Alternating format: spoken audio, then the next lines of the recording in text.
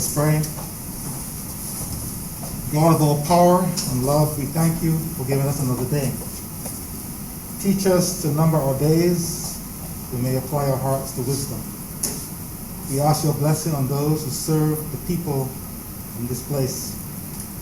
Many issues remain, and the solutions continue to challenge. As a nation, we need your guidance. During this session, help each member respond to the tasks that you have laid out for them. As Barbadians, renew our faith, strengthen our hope, enlighten our understanding, and enlarge our charity, especially for those in need. Through Jesus Christ, our Lord. Amen. Say the Lord's Prayer. Our Father, who art in heaven, hallowed be thy name. Thy kingdom come. Thy will be done on earth as it is in heaven. Give us this day our daily bread, and forgive us our trespasses, as we forgive those that trespass against us. And lead us not into temptation, but deliver us from evil. For thine is the kingdom, the power, and the glory, forever and ever. Amen.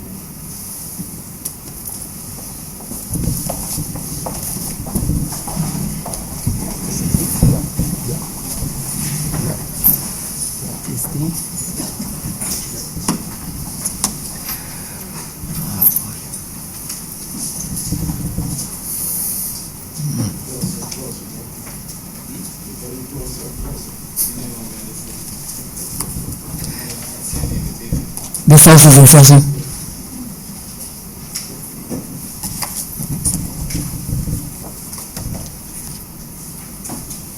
Minutes of the meeting held on Tuesday, the 2nd of June, to be deferred. Mr. Speaker, I beg to move that the said minutes be deferred. Second, please. The question is that the aforementioned minutes be deferred. All those honourable members in favour, please say aye. Those against, please say no. We think the ayes have it. The aforementioned minutes are hereby deferred. Announcements by Your Honour, the Speaker. Messages from Her Excellency the Governor General. Petitions, papers. Mr. Speaker, I am commanded to lay the audited financial statements of the Caves of Barbados Limited, CBL, for the financial years ended March 31st, 2017, March 31st, 2018, and March 31st, 2019. I'm also commanded to lay the annual report and audited financial statements of the Fair Trading Commission for the period April 1st, 2018 to March 31st, 2019. Government notices, private members' notices, notices of questions, reports from select committees, first readings of bills. Mr. Speaker, I beg to move the first reading of the Police Amendment Bill 2020. Second, please. The question is that the aforementioned bill be read a first time. All those honourable members in favour, please say aye. Those against, please say no. We think the ayes have it. Statements by ministers, congratulatory and or obituary speeches, personal explanations, motions for leave of absence, oral replies to questions, notices of motions for the adjournment of the House on matters of urgent public importance, orders of the day.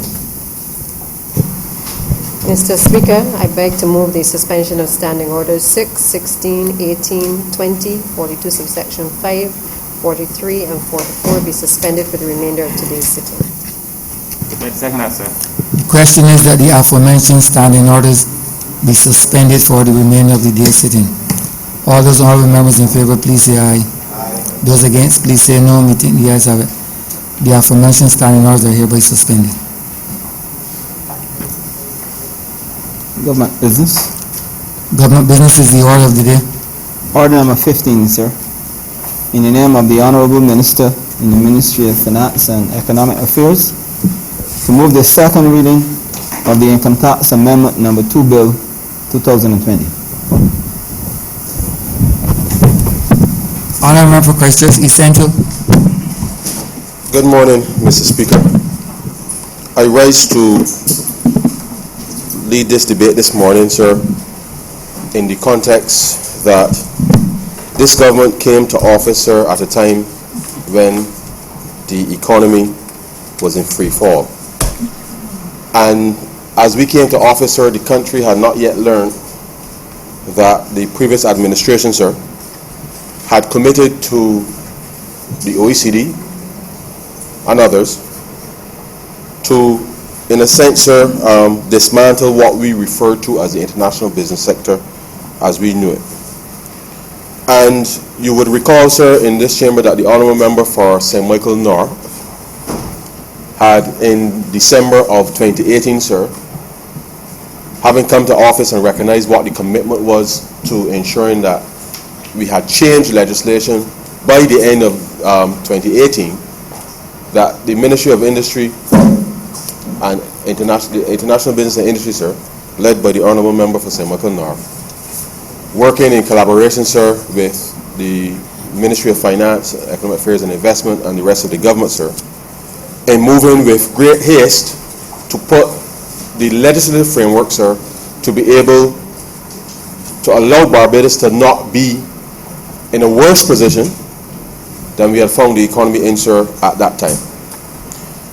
And you would recall, sir, that in that December, which was, I think, on record, sir, given that as a newly elected member of Parliament, I believe, sir, and I speak subject to correction, that we were meeting, sir, almost up to Christmas, because we had to deal, sir, with those critical pieces of legislation, as well as others, to be able to ensure that as we were in the midst, sir, of rolling out and implementing the Barbados Economic Recovery and Transformation Program, that we provided the country and certainly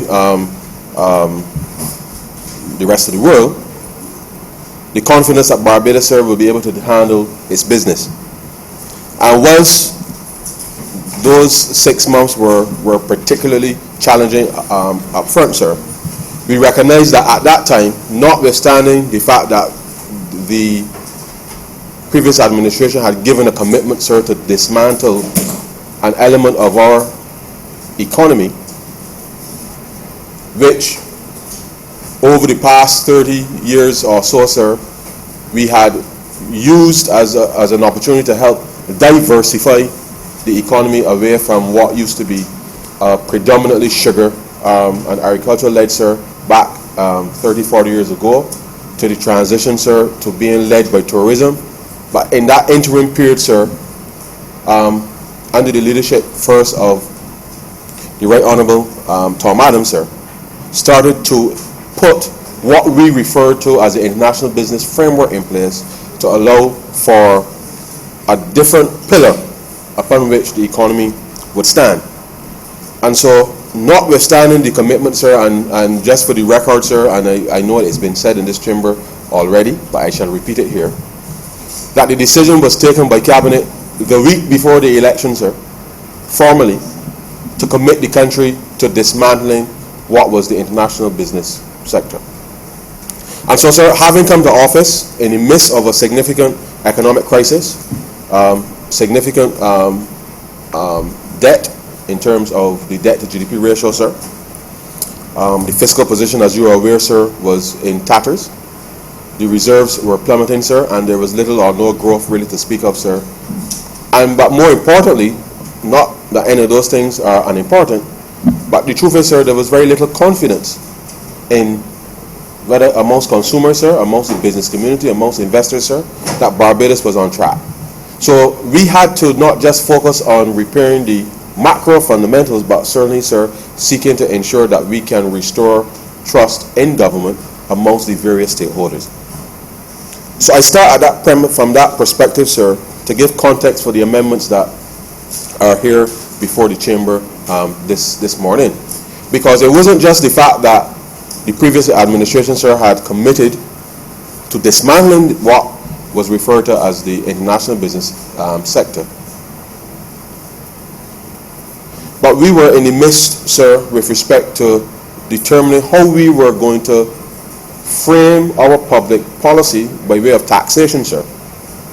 And therefore, we felt as a government coming to office, faced with this clear and significant danger, that the only credible way forward, sir, in the environment in order to be able to maintain business in Barbados and to restore confidence was to also focus on how do we converge between domestic taxes and those taxes that were viewed, sir, as offshore or international business, given that those were some of the areas that were of concern with respect to the treatment. So the perception was, sir, that we were giving better treatment to a certain segment of the economy than the others in the context of the OECD, sir, the FATF, the EU, all of those international bodies, sir, with respect to profit sharing, sir, and base erosion, those issues that the developed world seemed to be a little bit obsessed with, sir, in recent times. But having said that, we determined, sir, from a policy perspective, that we would converge our tax rates with respect to corporation tax, sir. And as a result, it meant that there were changes that needed to be rolled out. You would recall, sir, that in that context, we converged and moved what was the corporate tax rate, which was 30%, sir, at the top, having come to office, and the Prime Minister, sir, would have delivered a budget on June 11th, sir, of 2018 in this chamber, in the chamber, not this one, but the other one. But you get my point, sir, in this chamber. That would have temporarily increased the corporation tax from 25%, as it was when we came to office, to 30%, in order to stabilize, sir, in the short term, the fiscal situation as we saw it. And we will recall that those were the emergency measures that we indicated as part of our mission critical response that we will be put in place in order to stabilize the fiscal situation. And so by December, sir, you would recall that that was June, and then having found out that the previous government, sir, had committed to dismantling the international business sector, we then recognized that it would have been particularly challenging to be able to maintain a significant part of our economy by way of contributions to corporation tax. That if we lose that, sir, that the mechanism through which we could provide stability to the public finances would have been compromised, and therefore that led, sir, to the determination that we would converge our tax rates. So in December of 2018, the new rates, which were converged, sir, which meant that we moved effectively from the 30% that was introduced, sir, from in June, down to a top rate of 5.5%, sir, all the way down to 1%. Now the reality is, sir, that for a long while, and you would be reminded, sir, that there were tiered levels upon which those taxes would apply. So the more profit you made, sir, the less the percentage, but as you know, sir, that a small percent of a lot of money, sir, generally speaking, generates money. So least it be said, sir, that we give away a wash of money to corporate interests, which has been levied upon us.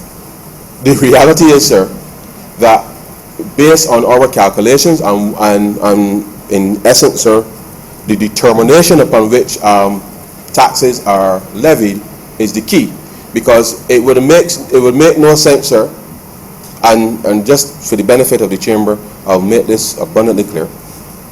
When the tax rates were at the levels that they were, 25%, 30%, or whatever it was, sir, there were a whole host of allowances that were given.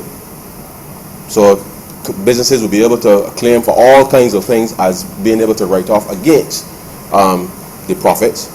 And therefore, what that effectively means is that even though we had a corporation tax rate of 25% for a good while, companies were in fact not actually paying 25% because of the allowances that were allowed in the system, which were legitimate, meant that the actual marginal tax rate was much lower than the 25%.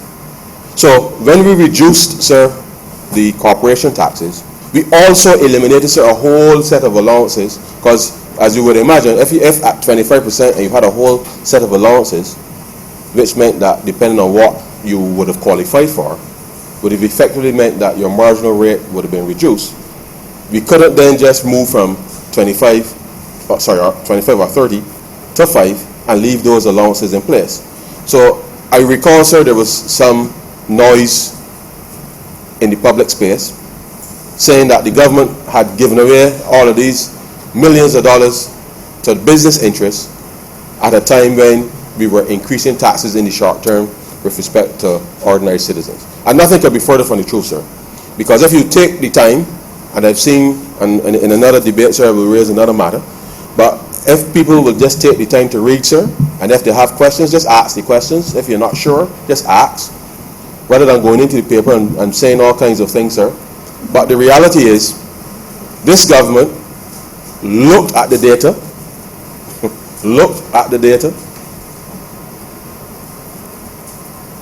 and determined, sir, how we would chart the way forward. And we continue, sir, as a matter of course, to strengthen our capacity to collect data, to mine it, sir, so that any decision that we make, sir, that we, based on the information that we have available to us, we can make the best possible decision that we can make based on data. But having made those decisions, sir, we continue to monitor and evaluate, such that if there is any need for change in policy, that it is on the basis, sir, of credible data, which you can come to the public, sir, and share, as we have been doing, sir, since we came to office. So we reduced the tax rates at that point in time, and just for the benefit of the public, sir, you would recall that what was referred to as the international business or offshore sector, as was known on the streets, sir, by ordinary Barbadians, a number of companies that were in that space were paying, sir, as little as 0.25% in income tax as part of the corporation tax rate. So effectively, sir, part of our response then, where we moved from, as I said, sir, from 30 down to 5.5 at the top level, sir, thank you, to 1%, depending on the level of profit that you would declare, to 1%, sir, effectively meant, sir, that for those companies who were paying 0.25% for the most part, and some were paying none based on the structure of the companies, of which some were insurance, which is the essence of the amendments before the chamber. What it effectively meant, sir, is that we actually increased the tax rates on those businesses to bring them, sir, in line with what was then regarded as domestic business, such that to achieve convergence, sir, the convergence is on the basis of the level of income or profit, sir, that you would declare, and therefore the tax rate that is applicable to you, sir, will be based on the level of accessible income. Let me use that term for the avoidance of doubt. Accessible income. Now, sir, the basis for that accessible income, depending on the activity that you're in, sir, requires a little more finessing. And therefore, sir, you would expect, and as people, I believe, sir, I hope, would understand, when we made the determination then, sir, you would recall that we had the stakeholder engagement, and we indicated at that time that there would be a period of 3 years, sir, for which some companies would grandfather before they will have to then come into the new system. And we committed, sir, that we will set in place a regime, sir, to be able to look and see what would be the appropriate conditions, if you like, sir, that would allow for those persons who would grandfather up until 2021, which, as you know, sir, is really just a few months away now, that period of time would allow them to continue to do what they're doing, sir, and transition into a new regime, given the sudden change with respect to how these reforms were going to roll out. Because as you would appreciate, sir, as a jurisdiction whose capacity, sir, is limited from a domestic space, we've always focused on how can we engage the world, sir. And whilst certainly the current pandemic demonstrates how dependent the economy has been on tourism and continues to be, sir, that is part of the thrust of as to how we engage the world.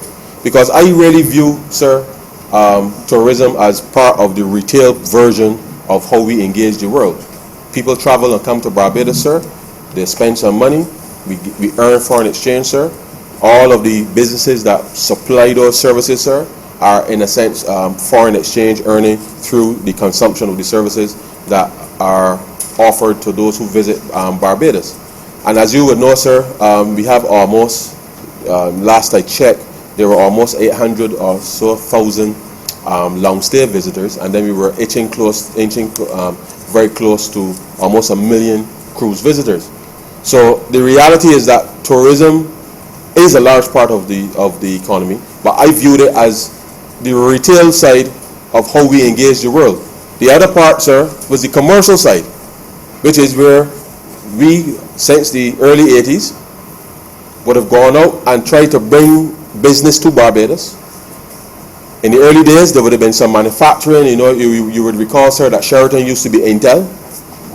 They used to make chips, sir, in my constituency. And the reality is that as the international landscape changed, our engagement of commercial activity in that instance also changed over time, because then it moved from those types of manufacturing industries into more financial services, and as well as other things. So we have tried to diversify the economy over the years, sir, and even within segments of both tourism and the commercial side of how we trade, sir. We always sought to do that. And it is critically important that Barbadians understand that when we last left office, sir, at the beginning of 2008, our corporation tax rate at that time was just about 500, just a little over 500, about $525 million or so, sir. At that time, in that regime, the corporation taxes were almost 2/3 coming from what we refer to as the international business sector. It was almost 2/3 of that, sir. So if you understood that was the contribution just by way of corporation tax at that time, of course, you know, sir, the last administration never really paid much attention to the sector, and certainly for a whole host of reasons, sir, businesses left, because either it became untenable to be in Barbados, others were offering better terms or conditions, which rightfully so, people can choose, sir, where they can locate. Perhaps I think the biggest criticism, sir, is a lack of understanding as to how those businesses and companies actually impact the Barbados economy. I recall, sir, as a youngster, when I was a little younger, still a youngster, a little younger, sir, that when I first entered the field of economics, sir, just about 20 years ago, there was a big discussion about what was the contribution of the offshore sector, as it was referred to at that time, sir. It was a big debate, because there used to be a lot of wanderer shops around the place that people never quite understood what people were doing. And there was a lot of misunderstanding and in the public, I would say, with respect to what they were seeing as wanderer shops, for lack of a better term, vis-a-vis the actual activity that the service providers, of which, sir, there are thousands in the country, who provide services to international business, whether they are lawyers, accountants, sir, management services, sir, a whole range of activities within the professional space. So whilst in the early days that was a type of structure that was created, that also evolved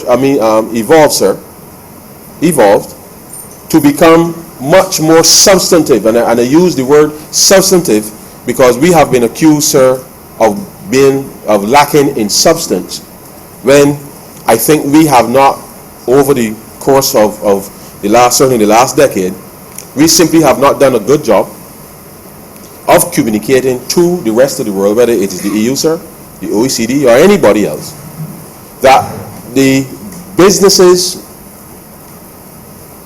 the service providers, the level of service being provided by professionals in Barbados to what is referred to as the international business sector, sir, is by far different from in those very early days, even in the early 2000s, sir. Things have evolved, but we just did not tell that story effectively enough, sir, to be able to push back against the negative reputation, if you like, the negative connotation that we were somehow involving in some kind of scheme, sir, to help people move money around the world, all kinds of things, sir. So we simply did not tell an effective story. And so things evolved to the point, sir, where careful analysis needs to be, not just careful analysis, but careful communication about this industry sector, this part of the economy, sir, has to be done with not just the public, because I think it's important that the public understands not just the contribution that they're making by way of taxation, but what is actually happening by way of employment and professionals and spending in the local economy. And more importantly, to do that with the various bodies that assess Barbados's compliance, if you like, with respect to the regulations. And so the last government, sir, through a whole host of missteps, if you like, pretty much chased away people. And the truth is, sir, there are some people that will always be looking for a place where they can pay the least tax. But Barbados cannot be operating in a space on the basis of where you can pay the least tax. We are providing substance to businesses that operate globally. We have professionals in Barbados, and we are certainly looking to build more capacity in that space, sir, because we have provided substance, but we just haven't communicated effectively over time what that substance happens to be. And of course, as you know, sir, as we've seen recently, you can move a goalpost anytime, because once you meet a standard, they just change the standard, and you keep going in this loop all the time, sir, almost perpetually, because no matter what you do, sir, and I think in the context of what is taking place just to our north, sir, no matter what you do, it appears never enough in the minds of some that you have actually met a standard. And the truth is, sir, that's unfortunate, but as a country and as a government, sir, we have a responsibility to ensure that we defend Barbados' interests wherever we need to defend them, and we will do so loudly, sir, we will do so respectfully. But the reality is, the international business sector, of which some of these insurance companies that I'm going to get to in these amendments, sir, are part, it is critical that we put in focus the fact that with a rapidly evolving global economy, as a country, and I want to say at this point, sir, we have, as regulators within the space, whether you're the central bank, sir, whether you're the BRA by way of taxation, sir, whether you're the immigration department, sir, whether you are Invest Barbados, whether you're CAIPO, or any of the other agencies that are involved in regulating commerce and business in the country, Barbados' mission, sir, is to do as much global business as possible. And therefore, the way that we now have to approach these things is not in a siloed way, but we now have to regulate for growth. We have to regulate to engage the world. And we have started that process, and I know that under the Honourable Prime Minister has been focusing on how do we deconstruct and reconstruct many of those processes and regulations that we have across the board. And the Honourable Member, certainly for St. Michael South Central, sir, has been doing some quite important heavy lifting in order to ensure that we can pull the various agencies of government to examine, sir, every single element of what we do and how we do it, with a particular focus not just on international business but on business, sir. So that whether you are a truly Barbadian company or someone who chooses to move their business to Barbados, sir, that we can actually do business as seamlessly as possible. And the government is committed to that. But there's an element, sir, where even in the private sector, there's a need for elements of the private sector to equally, sir, deconstruct and reconstruct their processes to ensure that the efforts that the government will be undertaking, not just from a legislative perspective, but certainly by way of process within agencies, the various regulatory bodies, that as the government is moving, that the private sector and those service providers who have been complaining for years about government not moving, but the government moving now. And if the government moving now, it means that everybody else got to move lock, stock, in step, sir, to ensure that we get Barbados to a place where anybody could do business in Barbados easily, sir. And we are committed to doing that. It is, and trust me, sir, it is not the most, I will use the Prime Minister's word of unsexy, sir. It is the kind of work that you don't get glory or any, there's no glory in it, sir.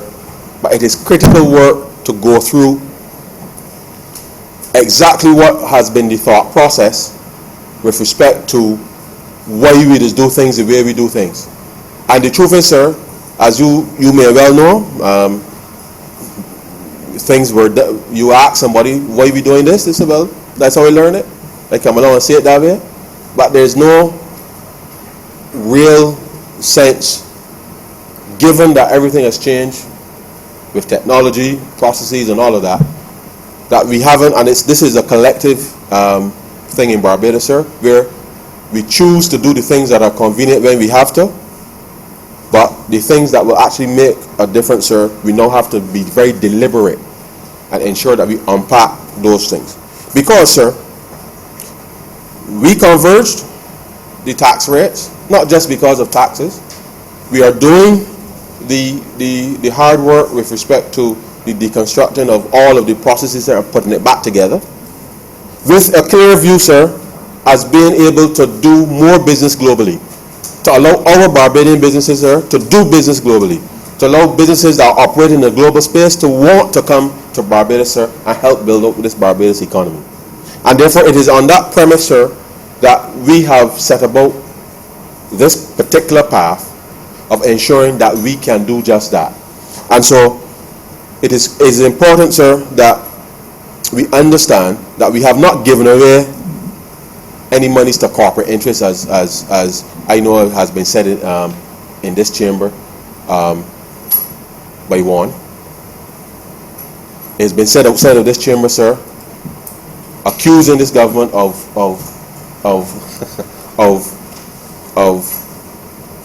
easing business. Because if you understood, sir, that what we have effectively done, and notwithstanding, sir, that it is a fact, we have increased taxes on businesses. It just happens to be those businesses who were either paying a very low tax rate or none at all. And in the context, sir, of a global environment where there is pressure on corporations to be able to demonstrate that they're paying a fair share of tax, then all we are doing, sir, is facilitating the ability for this Barbados, this country called Barbados, to be able to compete in a global space and to be able to attract business to this country. And if we can attract more business, sir, which means that the way that we regulate has to be, in a sense, sir, together. So the central bank can be doing something contrary to what immigration doing, contrary to what BRA doing, contrary to what CAIPO doing, contrary to what anybody else that may come, the FSC is doing, sir. Everything has to be seamless, so that at any point that an entity engages any of those regulators, they pretty much, sir, have to hear the same thing. Whilst each regulator may have a peculiar requirement, it has to be seen in the context, sir, of a coherent policy position such that we can go and promote Barbados in the global space and allow Barbadian businesses also to get out, sir, through that that pipeline to equally, sir, engage the world. And that is where our thinking is, sir, with respect to the public policy as it relates to the convergence that we undertook, sir, in late December 2018. So as I mentioned at that time, sir, there was a 3-year period with respect to the grandfathering, and it related to some degree, sir, with respect to some insurance companies. You would recall, sir, that having increased the rates, some companies chose to leave. And I know the Honourable Member for St. Michael North would have indicated on numerous occasions, sir, that whilst companies may choose to leave to go from one jurisdiction to the next, you know, sir, that those are the ones that are looking just for the minimum tax. And respectfully, sir, that's their view. We are, however, seeking to build out an environment where business can be done, facilitated easily, and be as competitive with anybody, any part of the world, sir. That is our mission in order to set Barbados up in that context. Now, sir, you will recall that recently, while some of those businesses would have gone to some of our neighbors, there's been a lot of turmoil, and certainly, sir, with Brexit, I would anticipate that some of those jurisdictions may now find themselves under a little more scrutiny because the troubles that we were getting were emanating from a certain block, and I would anticipate, sir, that there will be greater scrutiny on some of those jurisdictions. But let me point out, sir, that whilst during this pandemic, tourism was significantly impacted, it was the government's view as we started this process, sir, that we wanted to ensure that we keep building out, sir, the capacity within the business space in order to attract more business. And you would recall, sir, that we were mentioned on a list just a few weeks ago by the EU, which certainly sent a shockwave across the bow, because whilst we were saying to ourselves, sir, that and the truth is, sir, is like hitting a man when he's down. But nevertheless, we will get up and dust off ourselves, sir, and move forward. But the reality is that it meant that some businesses could not complete transactions because Barbados now was on some list in the midst of a pandemic. So imagine yourself, sir, trying to engage the world as a company, as a country, as a company, and now you find yourselves where people ain't taking money from businesses because somehow they view Barbados as this place that is some threat to the stability of the European Union. Now, sir, as I say to you, all of this thing is predicated on data. Yeah? Data. Now, there's a concept called M3, sir, new money supply, which is only about $10 billion or so for Barbados. 10 billion Barbados dollars, which is just 5 billion US. Now the truth is, sir, that's our money supply that pretty much circulates in the economy on an annual basis. The truth is, sir, we would love the money to circulate faster, so the faster money is turning over, sir, is generating more money, and therefore it means demand.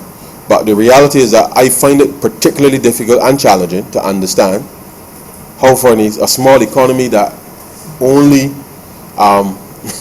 has a money supply of 10 billion Barbados dollars, approximately 5 billion, just over 5 billion US dollars, how that can be a threat to any jurisdiction where trillions of dollars, sir, trillions of dollars are in circulation across that space.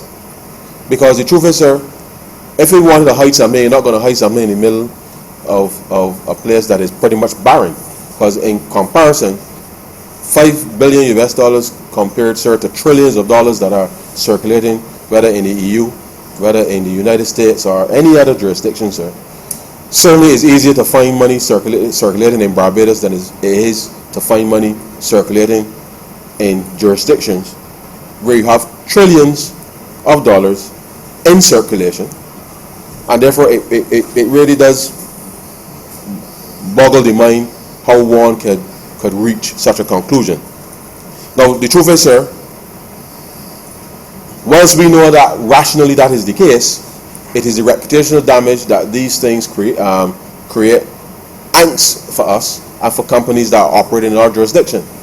So we have always been on the front expecting or knowing that at any time somebody can change the goalpost on you and just drop your name in a report without any real understanding that, well, I'm assuming that there's no real understanding, sir, that they don't understand the impact that will have on the operations of the economy. Let me assume that.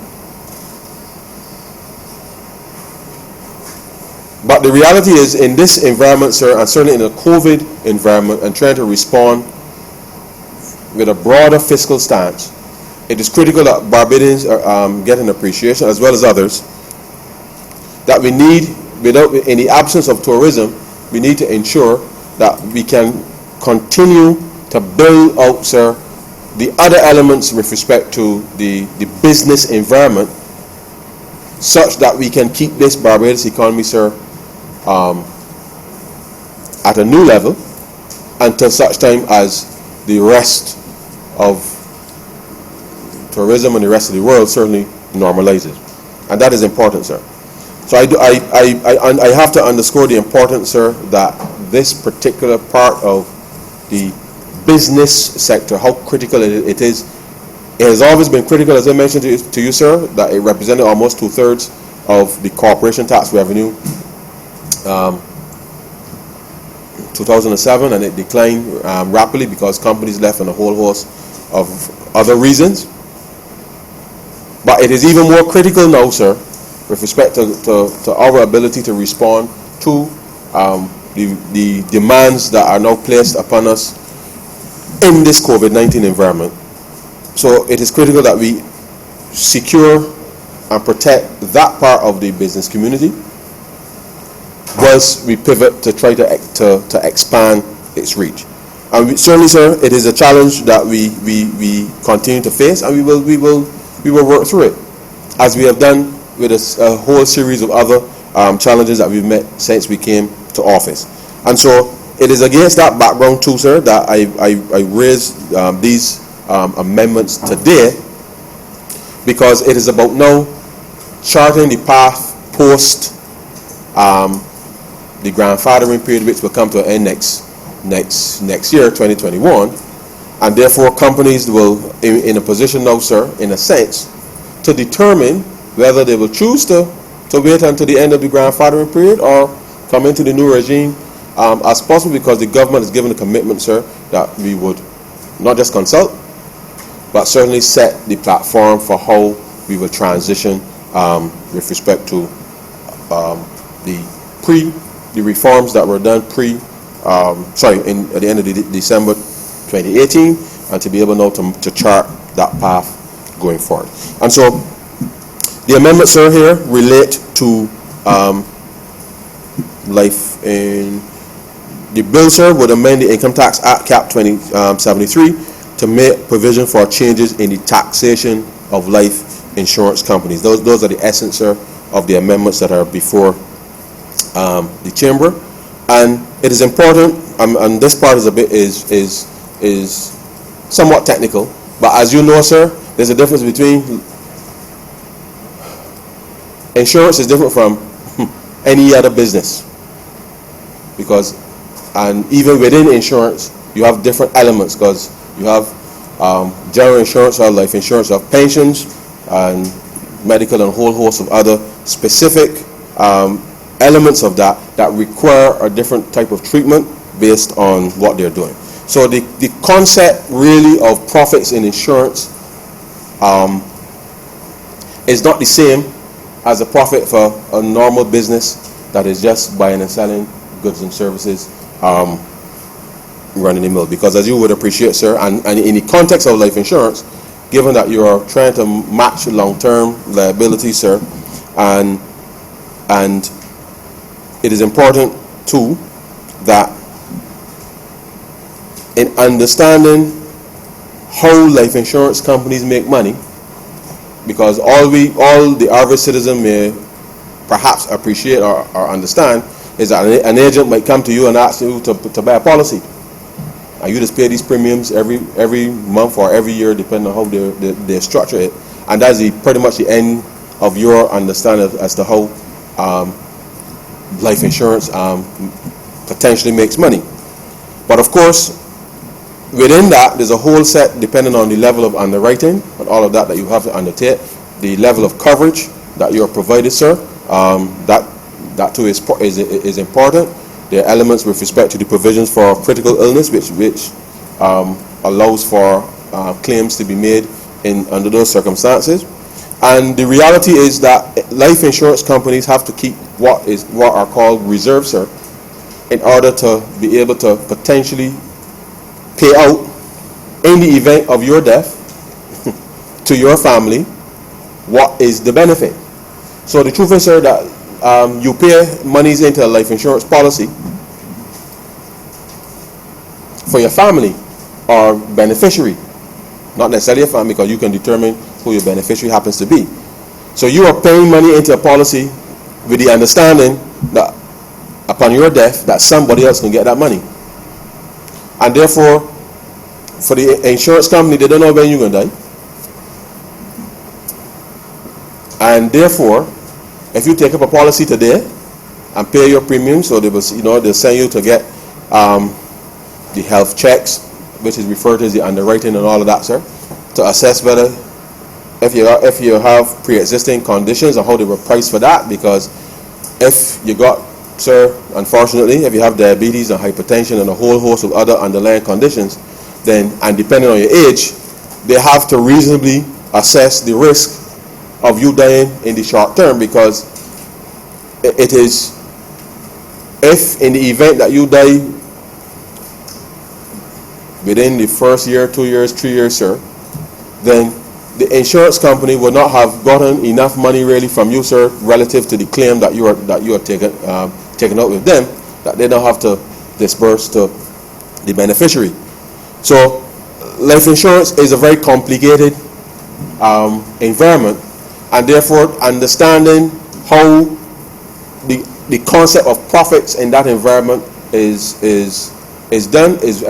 calculated, sir, or assessed, is very different from a company that just going to have the cost of selling a few items today and the profit or the revenue that you may get in that particular period. You know the difference between the revenue and the cost is your profit, and therefore you whatever allowances are made, you can do that.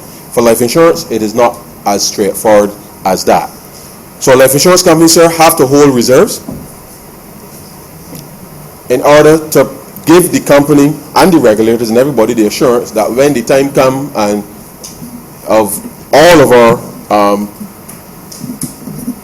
passing into another life, that they have enough money, sir, to be able to pay the beneficiaries of the policy. Now, I'm not going to rehash the whole thing with CLICO, because there's another bill which I will deal with that particular aspect this afternoon. But the reality, those reserves are critical to understanding the capacity of the life insurance company to be able to pay. Now, the reality is that the truth is, sir, actuaries, which many Barbadians may not be aware of, actuaries are the people who actually price and determine how much money you will pay for a life insurance policy.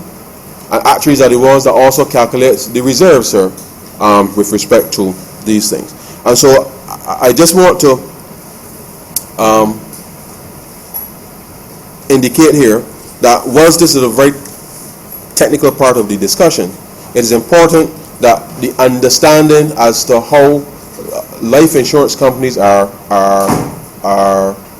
taxed in the environment, especially too, sir, given that, and there are two things. Once in the past we would have done it on the gross investment income for those insurance companies that were domestic in in purpose. We would use that as a metric and allow that. Now, of course, every time you pay your premium, sir, and Wes is not here, every time you pay your premium includes a tax, is about 5%. So every premium that is paid has a premium tax of about 5% on it, sir, which comes into the thing. But we are talking about the overall performance now of the company with respect to the reserving that's required to assess to determine the assessable income upon which you will levy the taxation. So you would remember, sir, that I indicated earlier that there were a number of insurance companies that were not paying taxes, or they were relatively low, given their status within the Insurance Act. And now that we are moving to a new regime, sir, then it means that we need to regularize all of this, so that whether domestic, as we refer to them before, insurance companies, or international companies, which you would know, sir, that insurance companies operating in a global environment, sir, they get involved, as ours do too, in transactions in order to be able to ensure that they can match the liabilities that are on their books. And therefore, the provisions before the chamber here today, sir, just reflects the ability for us to have clear sight through between the Revenue Authority, in this instance, working collaboratively, sir, with the FFC in terms of ensuring that, one, the calculation of the reserves are done in a way, sir, that allows for the BRA to be able to be comfortable that the assumptions underlying the reserves, which means, sir, that from those reserves which releases come, which determines, in a sense, sir, the profit or lack thereof with respect to life insurance companies, that the underlying assumptions with respect to that are sound in the context of being able to assess whether the life insurance company, given its liabilities that it has on its books, that what is being released from those reserves merit the validity. Now, of course, was the actuarial profession, and they use that term deliberately, have a certain code of conduct, sir, with respect to how actuaries will do these calculations, and in the context of not just the company, but the fiduciary responsibility that actuaries have for life businesses, in the same way that an engineer, sir, who is constructing a building will normally certify that the methods and techniques and the materials and all that has gone in, that it is structurally sound and executed in that way. An actuary, sir, has that type of responsibility in the calculation of not just the reserves, but certainly in the context of the pricing that will lead into the policies that are issued. Now, so it's important that we understand that we are now in a position now where we are shifting from what is gross investment income with respect to life insurance companies to net income. We will be allowing, obviously, deductions with respect to reserves in the context, reserve releases in the context of the calculation for the assessable income for life insurance companies. So I will go through now, sir, just for completeness, the provisions that we're making here, but I wanted to set the context for why we are making these adjustments now, because in the context of the grandfathering period coming to an end in 2021, we wanted to ensure that we settle this policy framework now, as we gave a commitment to do, such that we don't have so that companies who are operating in Barbados will know what the lay of the land is, sir, and therefore we can, on passing these amendments, we can then move to the next stage of seeking to go out into the marketplace and, as I said, sir, truly start to, not just for insurance companies, but certainly for the rest of the business community, having settled the policy framework with respect to taxation, that we can then go and promote Barbados not only on the basis of tax, but certainly, sir, on the substance which a number of our professionals offer to companies globally, such that we can start to build out. Now, the truth is, sir, this was always part of the plan, but of course, COVID has kind of made it even more important for us to move forward with haste, because until the tourism part of the economy and certainly the travel part of the world economy, as I said, sir, you go to any metropolitan city and you would understand immediately that it is tourism that drives those local economies. So New York, Paris, London, sir, Frankfurt, Berlin, you name it, sir, all across Europe, Toronto, sir, it is tourism. It is visits by people from all over the world, sir, that drives those economies. And therefore, until travel comes back, Barbados is no different to those economies. And therefore, until we can get travel started back, we now need to ensure that we move forward with vigor, because it is easier, obviously, and they say easier. We can attract more. We can still attract business, but we have to attract business in the context of the rules and regulations that we are pursuing. So, just permit me, sir, to just go through very quickly the amendments in the bill, just for absolute clarity. If my iPad would, okay. So clause 2, sir, speaks to, says with effect from income year 2020, in the case of a life insurance company, the amount of a decrease in the actuarial reserve stated in the income year of that life insurance company in the income year. And so therefore, sir, what we are saying here is, as I said before, the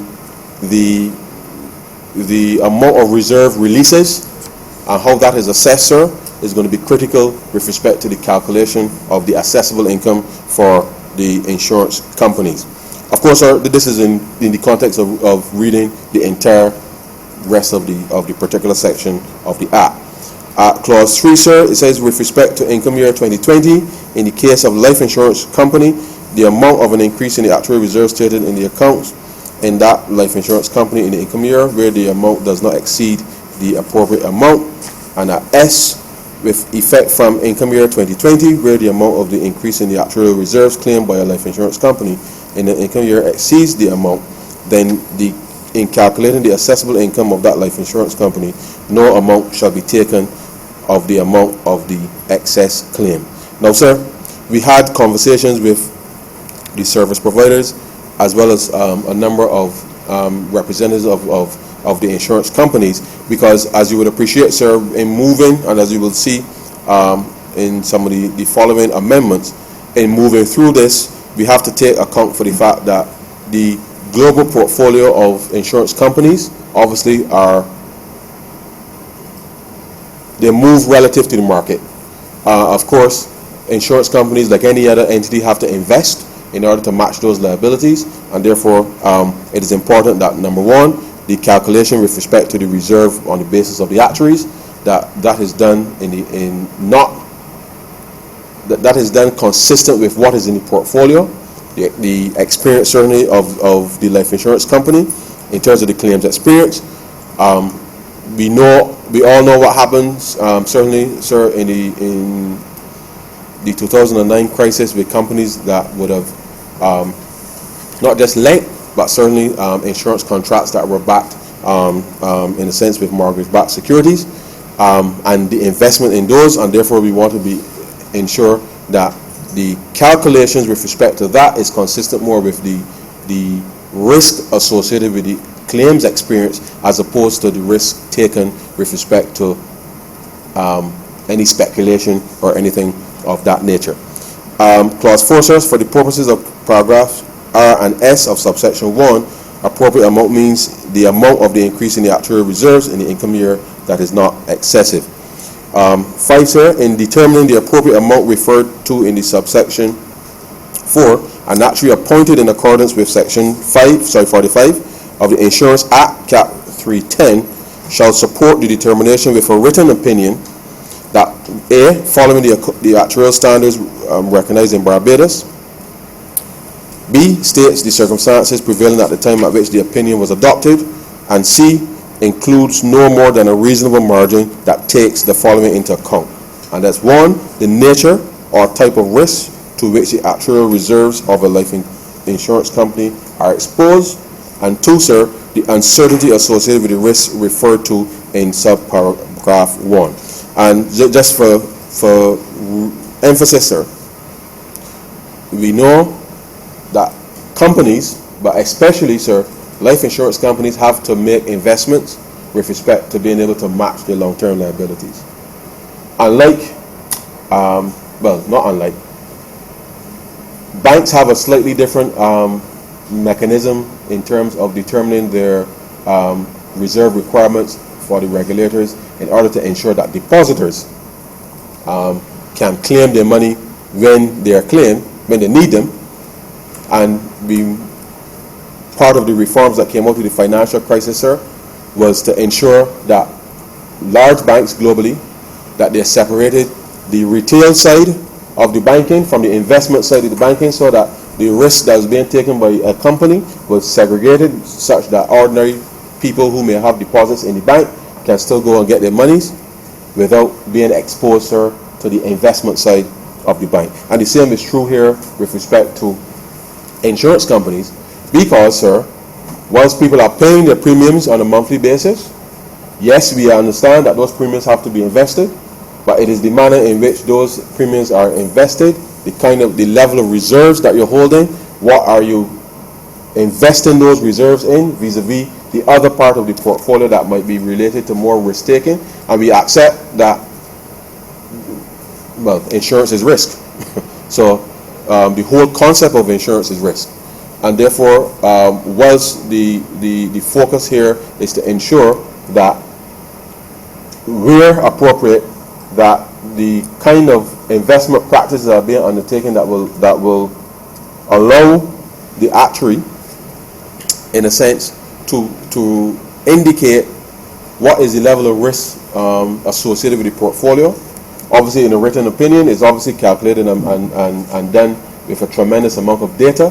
I know that under IFRS 17, sir, and in the context of the EU, because I'm mentioning this in the context that with companies operating in a global environment, companies have to meet Solvency II requirements. IFRS 17 is the accounting standard with respect to insurance companies, and therefore there is a framework with respect to how insurance companies are expected to not just report or to meet certain regulatory requirements.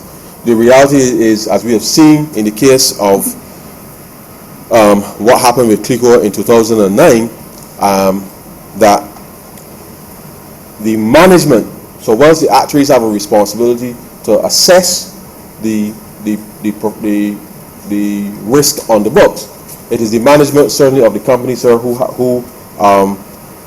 have a greater responsibility now, sir, to ensure that policyholders, and let me reiterate, sir, that policyholders, and for a life company, predominantly means that upon your death, there's only really a benefit paid to the beneficiary, but there's a commitment that once you pay your premiums, and even if you surrender, obviously there's always a discount for surrendering policies. But the reality is that the regulations of this whole thing now has been strengthened, certainly in the context of where the FSC is, but we still have to be conscious that companies have to invest, and therefore with investment there is risk. As I said, life insurance companies, insurance companies embody risk or quantify risk. That's the business they're in. But what we're saying is we have to ensure that the calculations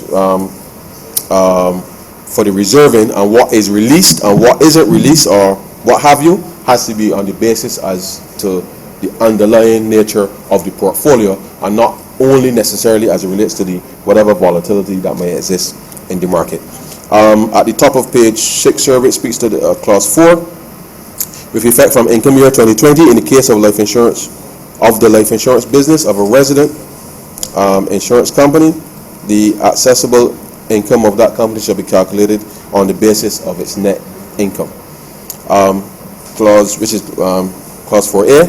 Clause 4B by deleting subsection 5 and substituting the following: with effect from income year 2020 in the case of the life insurance business of a non-resident company carried on through a branch in Barbados, the assessable income of that company shall be calculated on the basis of its net income attributable to the branch. And you will recall, sir, that in the existing legislation, these calculations are currently done on the gross investment income, and that's what predominantly because in the previous dispensation, only domestic insurance companies would have been in the mix with respect to the calculation for taxes. C, sir, 5A, with effect from income year 2020, where an insurance company seeks to make a mark-to-market election for securities, equities, and long-term derivative contracts, that company shall notify the commissioner in writing on or before its filing due date for the taxation year in respect of which such election is applicable. 5B, where an insurance company makes a mark-to-market election for securities, equities, and long-term derivative contracts pursuant to subsection A, that election shall be irrevocable unless otherwise agreed by the minister. 5C, a life insurance company may be irrevocably categorized as a Class 1 or Class 2 licensee as defined by the Insurance Act Cap 310, subject to the approval of the Financial Services Commission unless the business undertaken changes significantly. Now,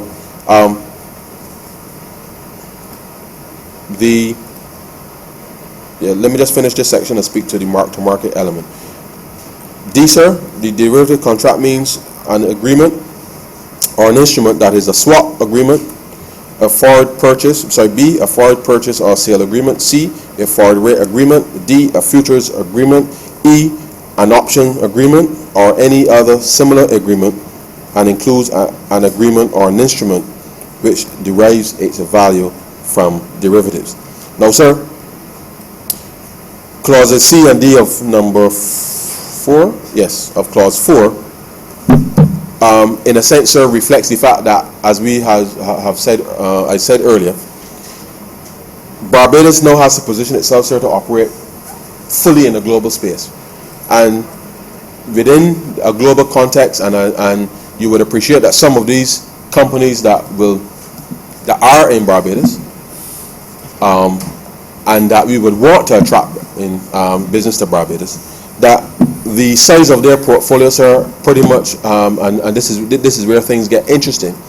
The size of some of these companies are pretty much larger than the Barbados economy. And operating in a global space, sir, the size of some of these companies and what we're talking about by way of the kinds of derivative contracts, the kind of investments, equities and bonds that they hold are significant. And therefore, within that context, we will anticipate, sir, that notwithstanding the fact that the market is volatile, we all know that the elements of growth, if you like, and the fundamentals that go into what drives the market is data and information. Obviously, sentiment is also a critical part of this process, but for the purpose of the mark-to-market analysis, it really does allow for a better valuation of where the market or the valuation of those of the portfolio, rather than having what you would normally refer to, sir, as the book value component of it. And as with most things, sir, depending on where the market is at any given point in time, obviously there are days when the market is down, there are days when the market is up.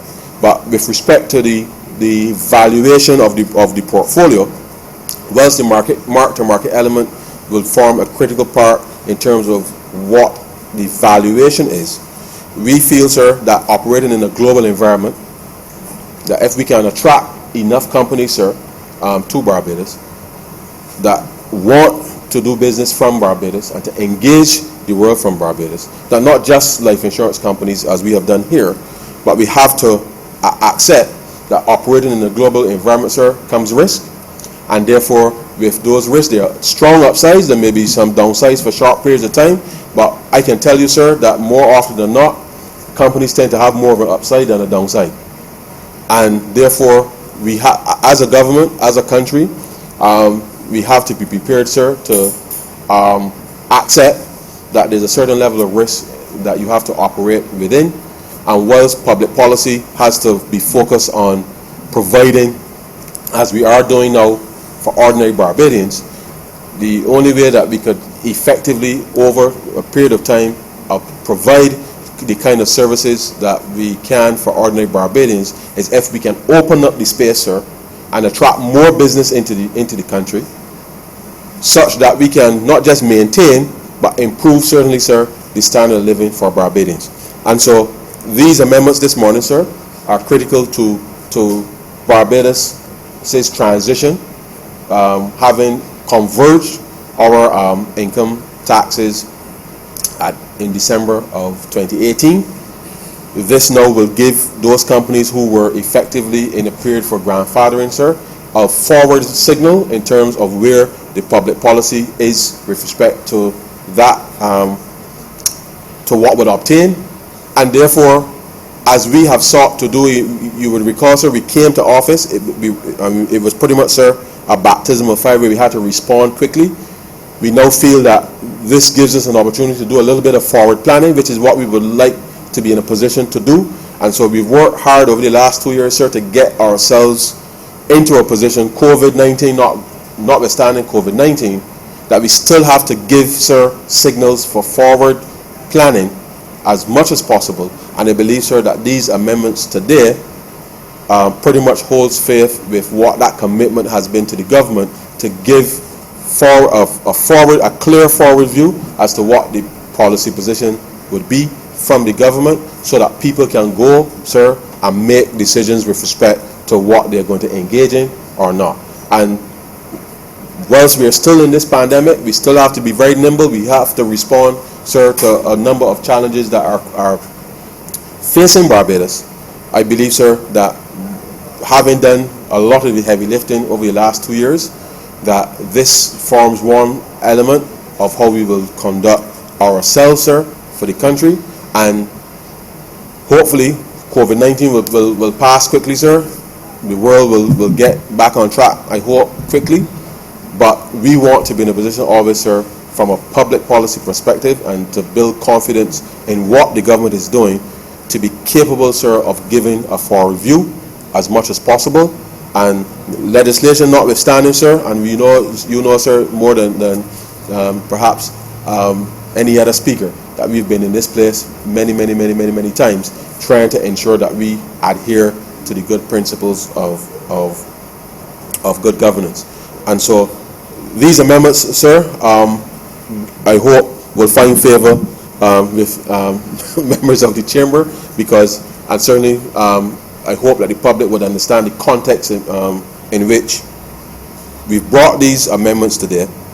And rest assured, sir, that we will focus on ensuring that there's much more collaboration amongst the regulatory agencies, because this is about Barbados. So if one regulatory agency is doing well and the other is not, the reality is that businesses interact with all of us, and we all have to make sure that we lift our game with respect to being able to respond. So with those very few words, sir,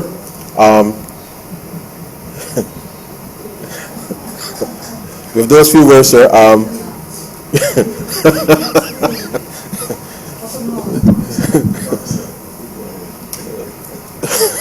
sorry, sir. I was hearing something from you, sir.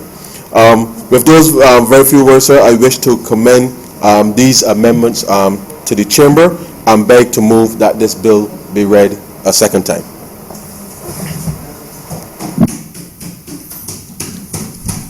Honourable Mr. Michael West. Thank you, Mr. Speaker. I believe the only reason why a person who is relatively quiet-spoken would be said to be making noise is because what he or she is saying echoes loudly the sentiment of the public voice, or resonates very clearly in the bosom of the public.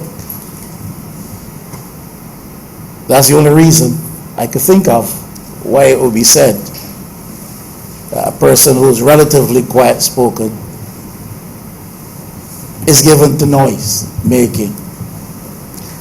Now, the Honourable Member for Christchurch East Central spoke for an hour, perhaps an hour, 10, 15 minutes without making noise.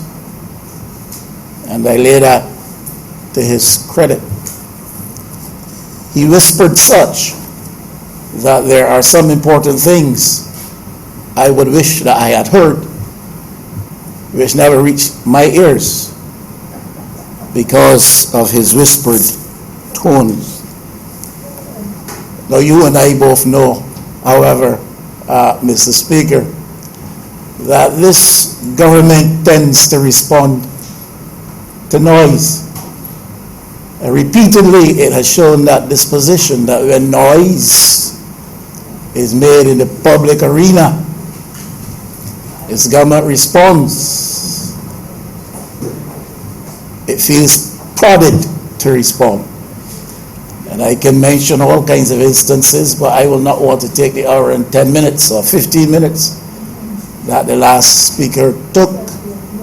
But there are several important issues that have come up for public debate out there and which have been debated in here and which has rendered this government subject to a position where it felt forced to respond to the noise. Now, the Honourable Member who last spoke made several references to risk-taking on the part of insurers. He mentioned several times the notion of the obligation of insurers to have reserves to meet the necessary required amounts of liability when they arise. That is an important thing. I recall not too long ago raising the question in here as to the level of compliance on the part of insurance companies that is attaching to this obligation. And that was when we spoke of disaster, events, and catastrophes. The obligation to have a reserve fund that is laid on the doorstep of insurance companies was a level of compliance. I did not hear a whispered or shouted response on that occasion. I did not hear reference made to that, despite the repeated references to risk and liabilities and obligations of reserves on the part of insurance company. I have not heard anyone suggest as to what the level of compliance is in Barbados. And Barbadians have been brought to a place of surprise and shock before when dealing with insurance, companies. And several of us are familiar with those things, and we would not want to know that we have to face that type of thing again as we go forward. But what is the level of compliance with respect to the obligation at the doorstep of insurance companies with respect to reserves?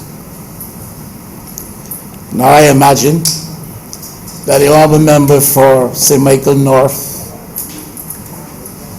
will say in fairly clear terms what the Honourable Member for Christchurch East Central failed to convey in his whispered notes. But the questions still have to be asked. We have been talking in this debate about the international business sector. And we all know very well what that has meant to Barbados in the past.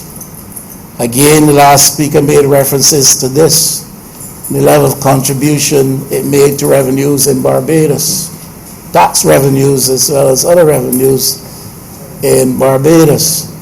And I think when this administration came to office, there had been a decline in that sector and a serious decline and deterioration in the level of revenues generated through that sector, I think up to about $200 million. Now, this is a sector that has built modern Barbados. This is a sector which came out of the policy bosom of this administration in former years, and I think we were reminded of that today. But a sector which was given to serious decline for various reasons, some domestically identified and some to be associated with policy changes in Canada. But our sector declined. It built modern Barbados. It built much of middle-class Barbados. It built an economic sector in Barbados whose presence manifests itself in various middle-class developments across Barbados. So that was significant for us.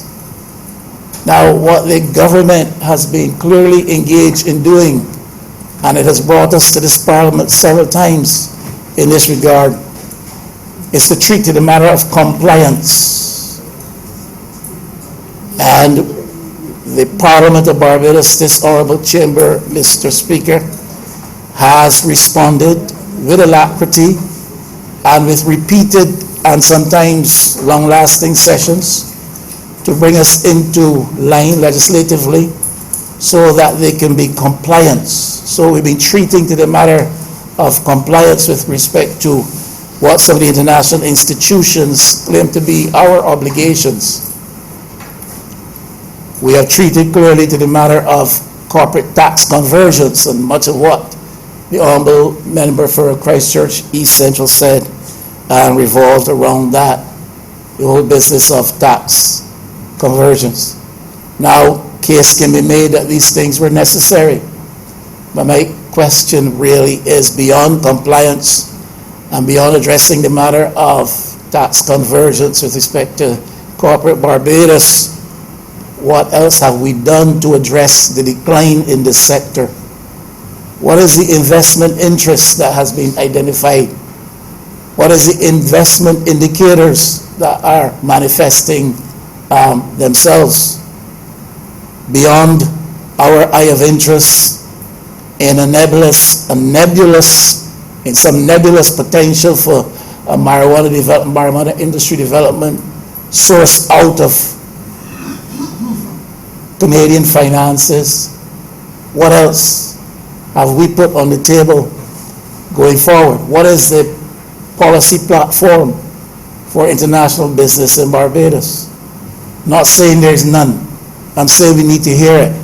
And I'm saying in that context, I therefore expect that the Honourable Member Sir Michael North will speak and will probably speak to some of those things so that we may get beyond the whisper and get to some substance.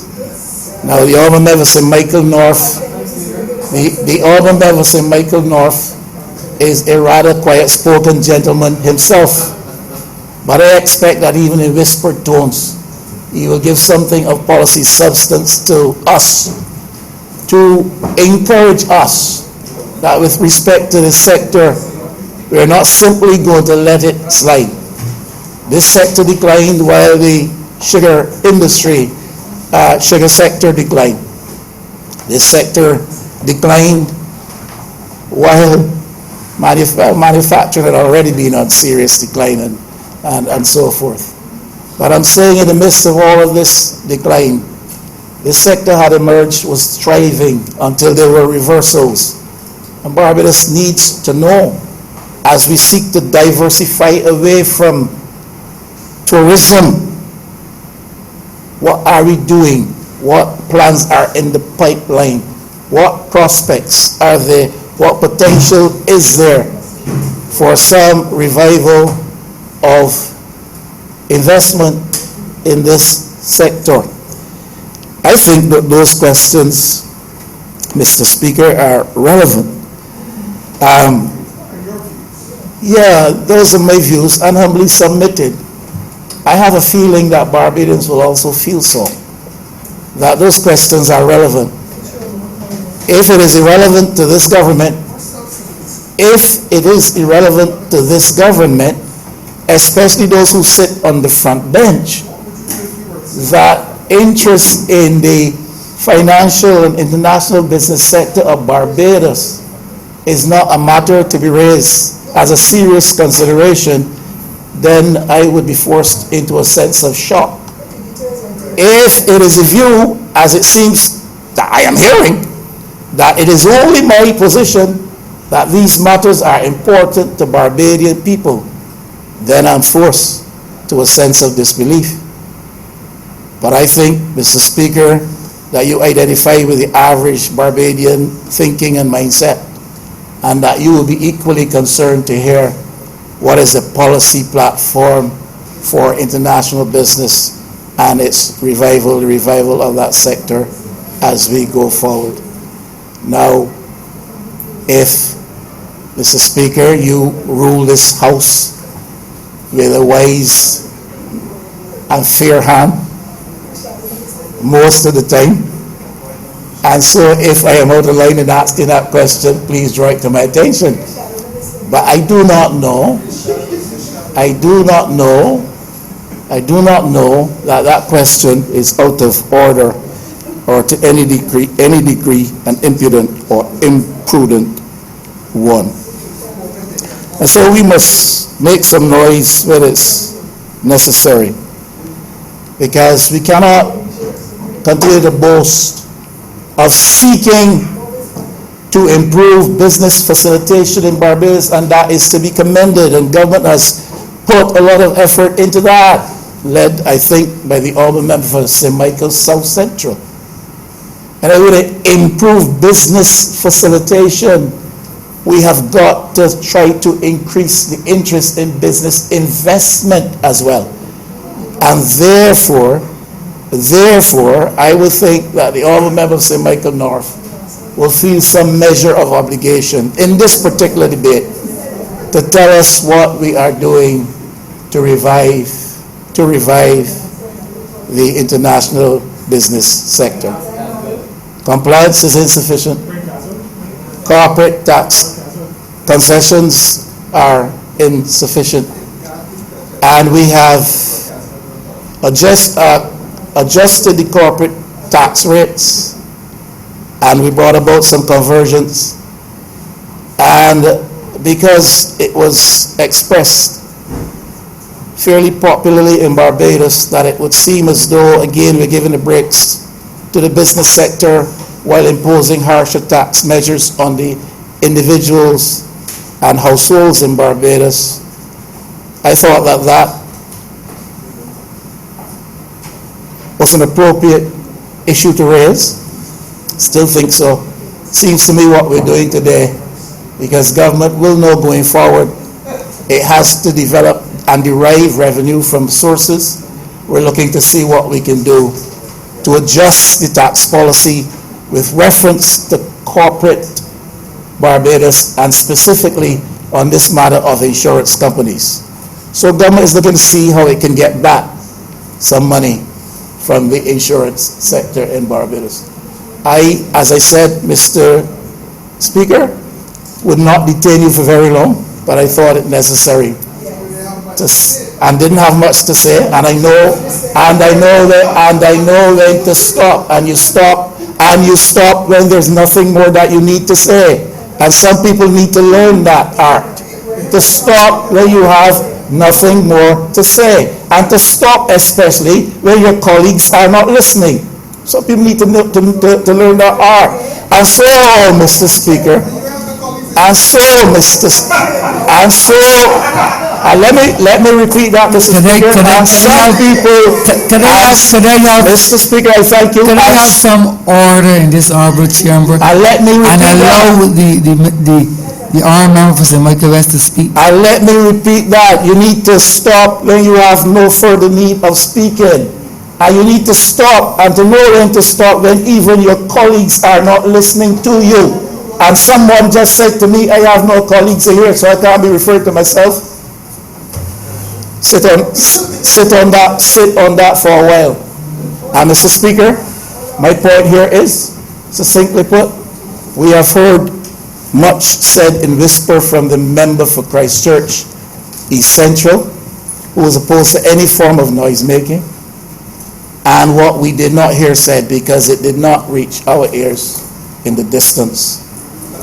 What is the policy platform in relation to the international business sector, financial sector, offshore sector going forward? What are we going to do beyond compliance and convergence of tax rates? What are we going to do to attract investment and further interest outside of business facilitation, which is necessary and to be commended? And what are we going to do except casting an eye of interest towards some nebulous investment in marijuana deriving out of Canadian finance? That's all I'm asking. That's all I'm asking. And importantly, I end where I began. What level of compliance is there with respect to reserves held by insurance companies in Barbados? I ask that in the interest of Barbados. I thank you.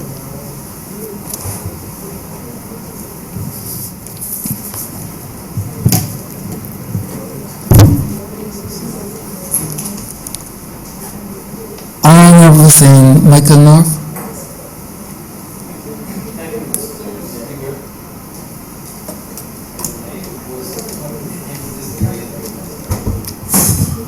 Thank you, Mr. Speaker. I propose to enter this debate to be fairly brief, but to lend some support to the excellent presentation, quite in-depth, of my friend, the Honourable Member for Christchurch East Central, and coincidentally, Mr. Speaker, my parliamentary representative.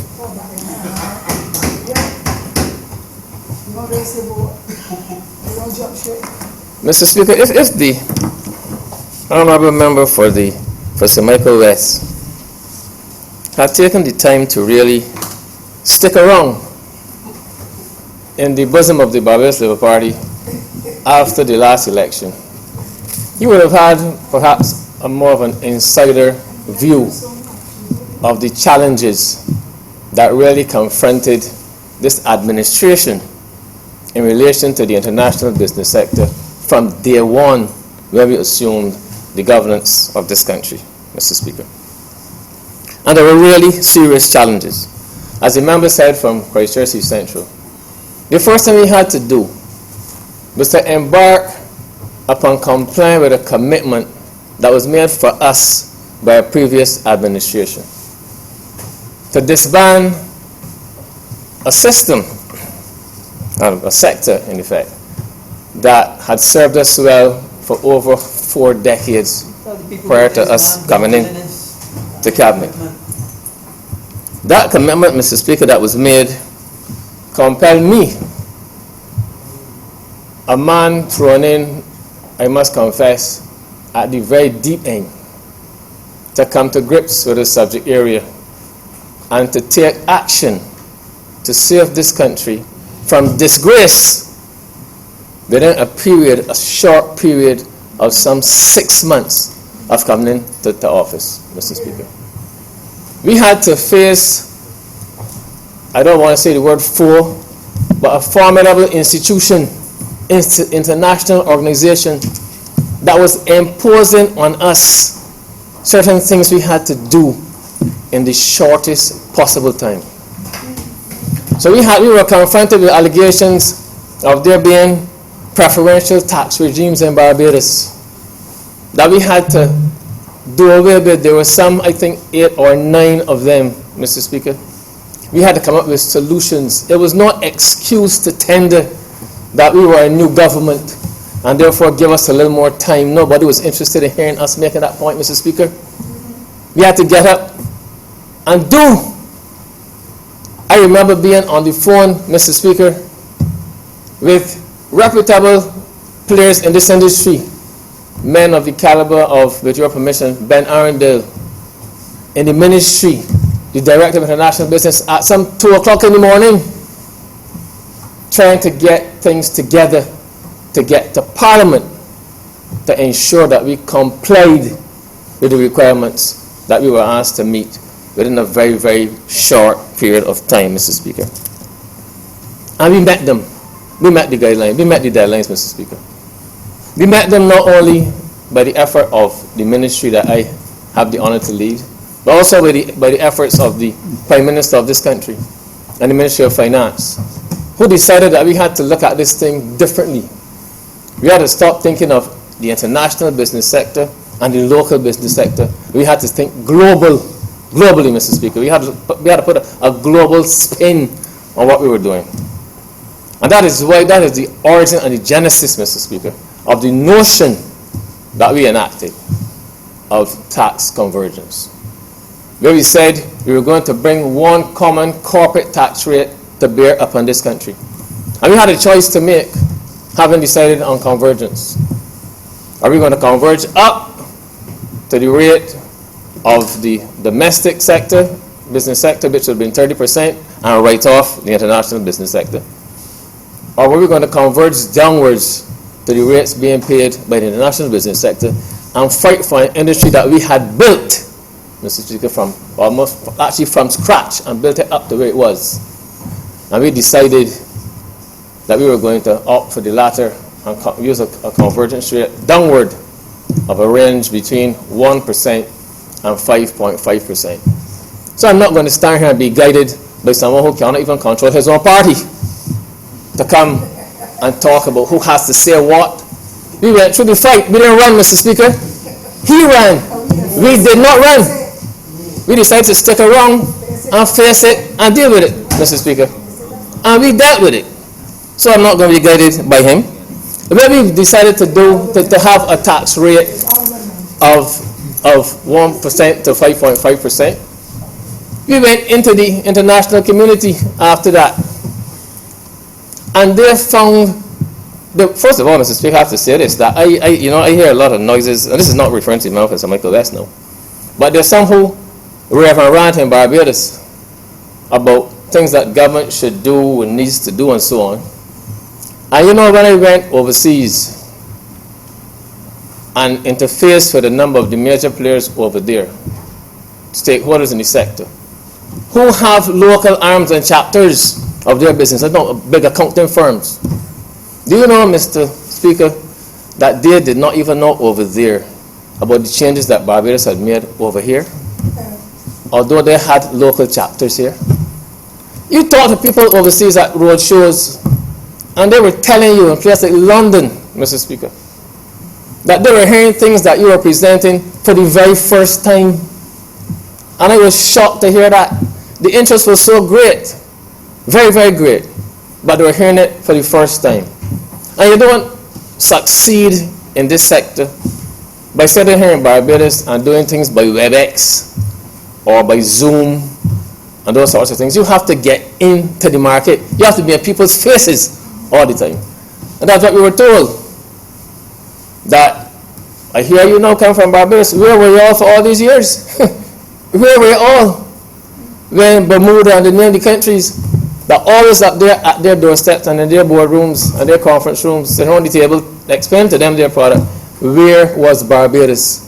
So we had to do that. Of course, Mr. Speaker, I overlooked the first point that I should have made in all this, and that's the fact, Mr. Speaker, that after the events of around August 2018, the first thing we had to do in Barbados was to change and regain the image of Barbados, particularly in the area of international business, because we came in and in very short order, a very serious stain was placed on the international business sector right here in Barbados.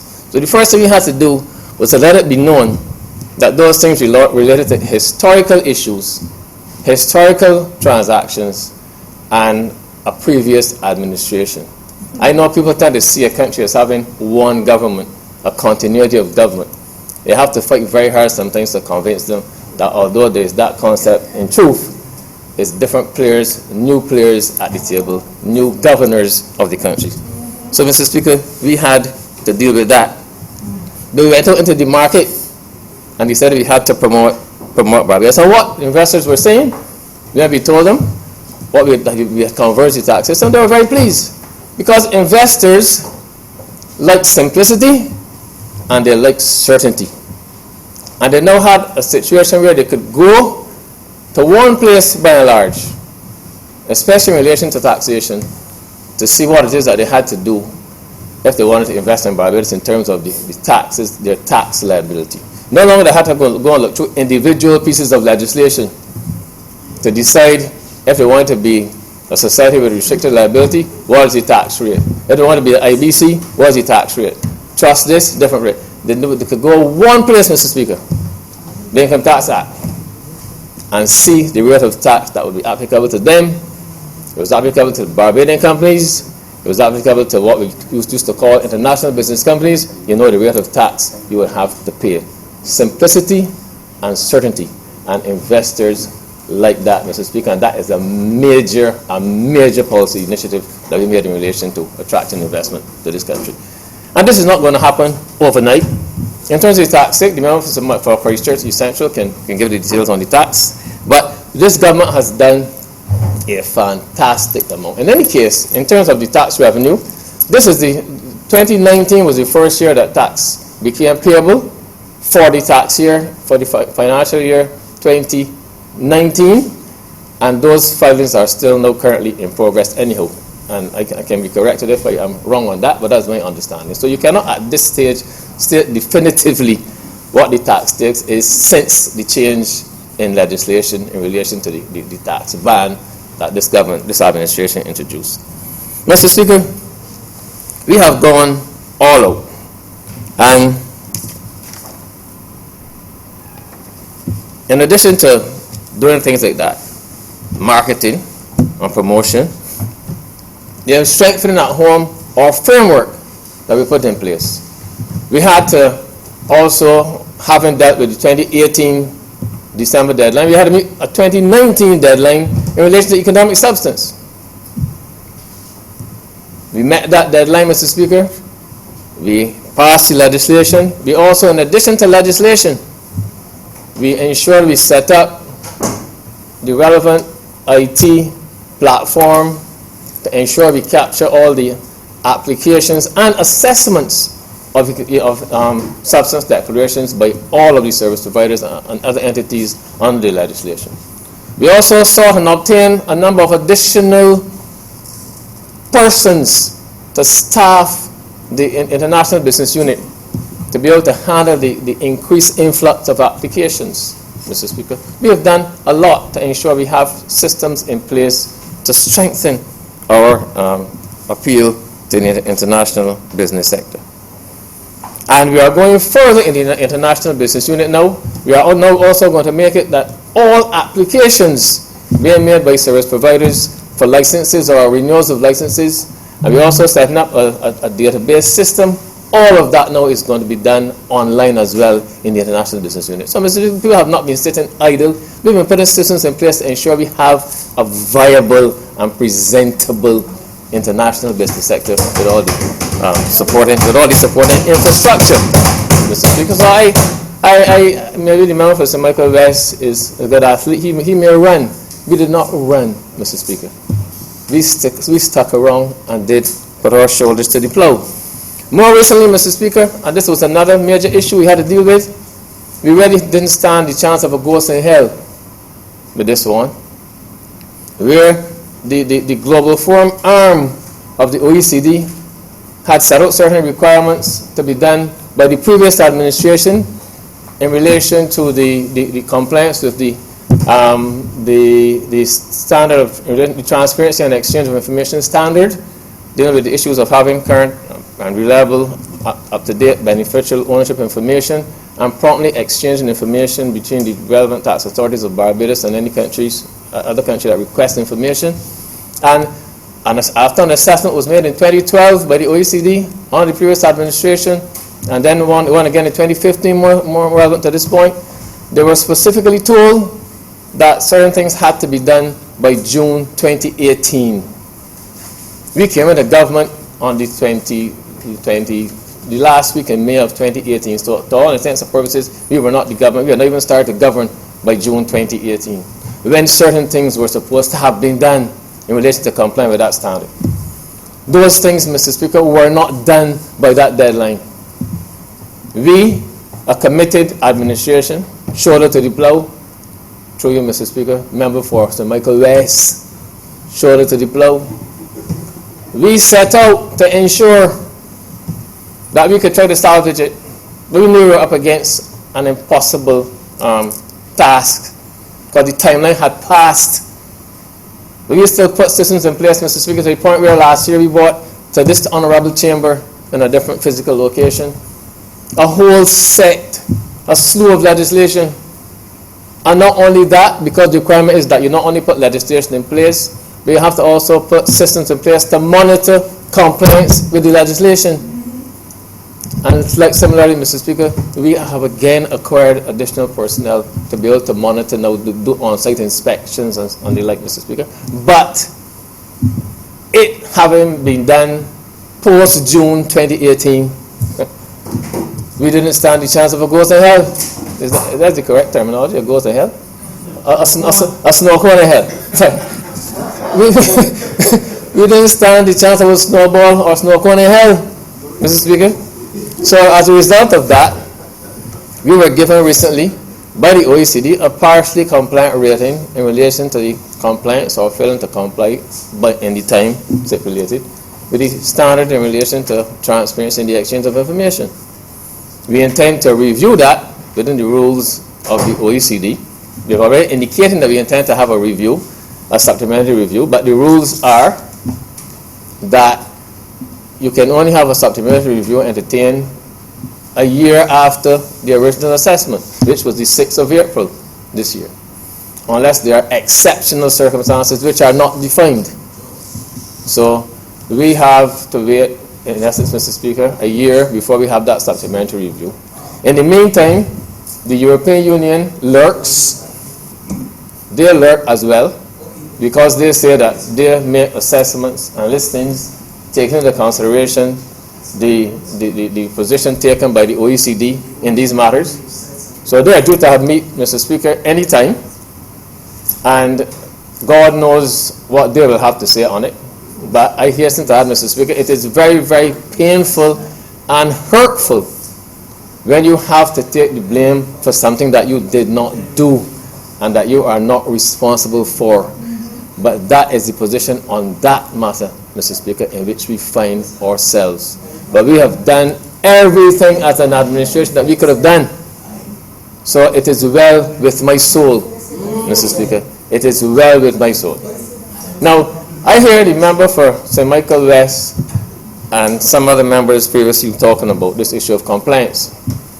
You know, reality is reality. Now, I remember last year when there was the threat of Barbados being blacklisted, and eventually we were, for not giving a certain commitment that was required by a certain time. We just sought clarification on what it was they wanted us to do to commit to. But they said, no, commit or blacklisting. A delegation was mounted to go through Europe to a couple of places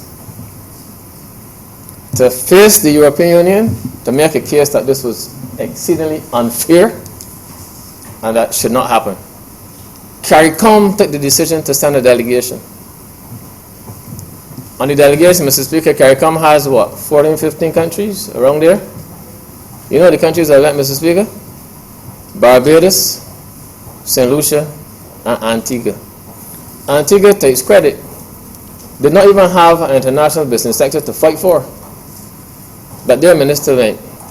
I went and represented Barbados, and the Prime Minister of St. Lucia went as head of the CARICOM delegation. 3 countries of the whole of CARICOM went to Europe to fight on behalf of the region. 3 single countries. How will we ever mount a serious challenge to the devastation that these big organizations and entities and countries and so on, that they inflict upon us? How will we ever mount a serious resistance to it when we cannot even unite on matters that are of interest to us as individual countries and as a region? How will we ever do it, Mr. Speaker? So I hear those who will be critical of us, and they will talk about You shouldn't let yourself be pushed around, and all that is true in textbook world. You can't let yourself be pushed around, and you really should be in a position where you should not be pushed around. Now God knows me, this present speaker, Mr. Speaker, I am basically ungovernable. That's a fact. Me personally, Mr. Speaker. So when I find myself in a position where you're going to be taking orders and marching to certain drum beats and all that, I take tremendous offense at it. I really do. Tremendous offense. But when you have an economy to think about, an economy that affects, nearly 300,000 people, Mr. Speaker, you have to live in the real world. You have to live in the real world. If not, you're going to be accused, and some will say rightly so, of playing fast, loose, and reckless with the welfare and well-being of around 300,000 people. So you can't decide you can stand with the private. If you look around and you expect certain people to be behind you or walking with you, and you don't see them, what you can do? You can play powerful foolish, and then end up in the dump. So when it comes to that, Mr. Speaker, you got to make a choice. And the choice is pretty obvious. You got to stay in the game. You got to decide if you're going to stay in the game. If you say you're going to stay in the game, you got to play by the rules. And that is very, very simple and straightforward. That is what we have had to do. So I do not feel less than a man, or less than a minister, or less than a member of a government. Many people say that we need to cast off all these shackles and so on. Yes, we should. We would love to. But the fact of the matter is, what are you then going to do in terms of accountability to the people that you are governing? If you attempt to do it alone, it is suicide. And the other countries that you want to work with you are not working with you. They will tell you they have their own issues to deal with. So they are not working with you. So you got to decide to make choices in the real world, Mr. Speaker. And I believe we can hold as an administration our heads very, very high in the work that we have been doing. The work that we have done to ensure that we complied with requirements that were set for us before we assumed government for a single day. We have been able to meet our targets and comply with everything we had to do. And subject to the one issue, as you said, Mr. Speaker, that still looms, Barbados can say that we have planned well for the sector. We are now a force in the marketplace. Obviously, there's been a setback with COVID, where you could not get into the marketplace. Obviously, there was a major setback. But that, again, we will hit the ground running as soon as the dust settles, and we can plan a strategy. But, Mr. Speaker, I am very, very proud of what we have done as an administration. I was quite elated to hear the member for Christchurch East Central this morning go into so much detail, even in relation to some of my own territory, but that is the nature of the game. But he's fought very well. And, Mr. Speaker, I believe that this government is doing well. This same issue that the member for Christchurch East Central raised this morning, that's the primary object of the bill, which is the insurance point. I remember, Mr. Speaker, it was in Canada last year when I was on a road show, that one of the persons that we engaged up there from an insurance company, a large insurance company, raised that same point. And we were able, by being out there, to bring back the issues and communicate them. And as a result of that, with alacrity, the government has now moved on this matter. So, Mr. Speaker, we have outlined the things that we have done to get this sector up and running. It will, I would dare say, it will be up and running. It is performing as well as any sector in these circumstances can be expected to perform. And, Mr. Speaker, I was very pleased to be able to get up and just speak for those few minutes, Mr. Speaker, and I am obliged. Thank you.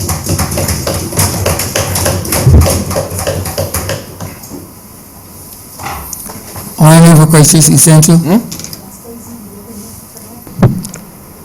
Thanks very much, Mr. Speaker.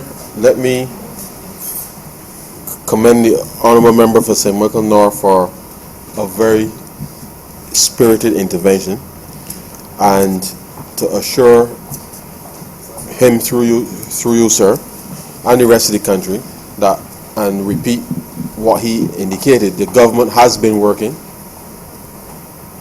to ensure that we can respond to all of the challenges that this country faces, and like him, I would want to reiterate that had the Honourable Member for Christchurch, for St. Michael West stuck around, then he too would have been in a position not only necessarily as an insider, but as an informed citizen that will help to communicate effectively with the rest of the country the very serious nature of the challenges that we have been responding to from day one.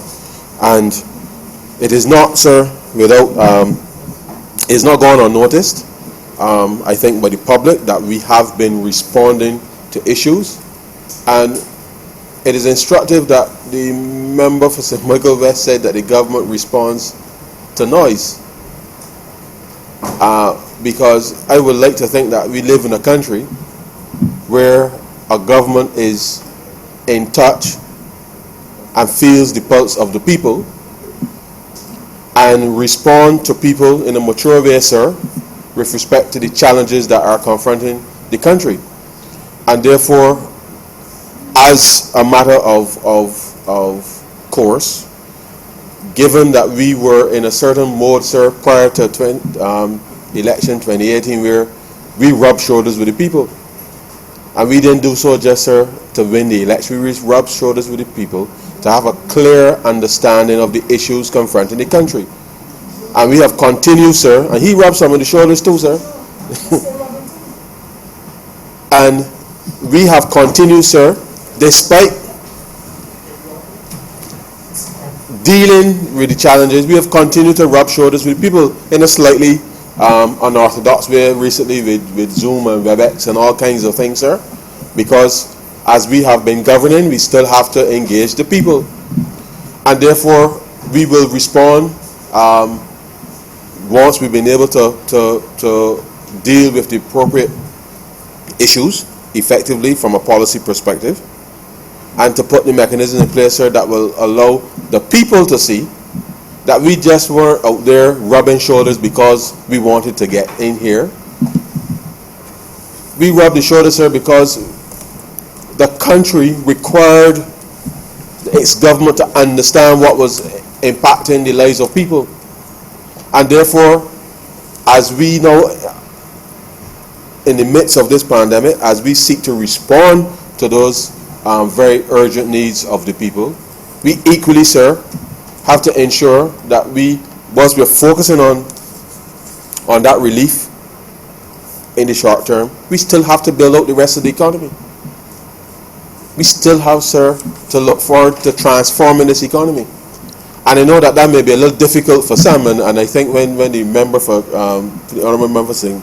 Michael North said that the member for St. Michael West ran, he clearly wasn't up for the fight, sir, because this effort on the part of the government, sir, has been sustained, and it's been 2 years, sir, 2 years of incredible work.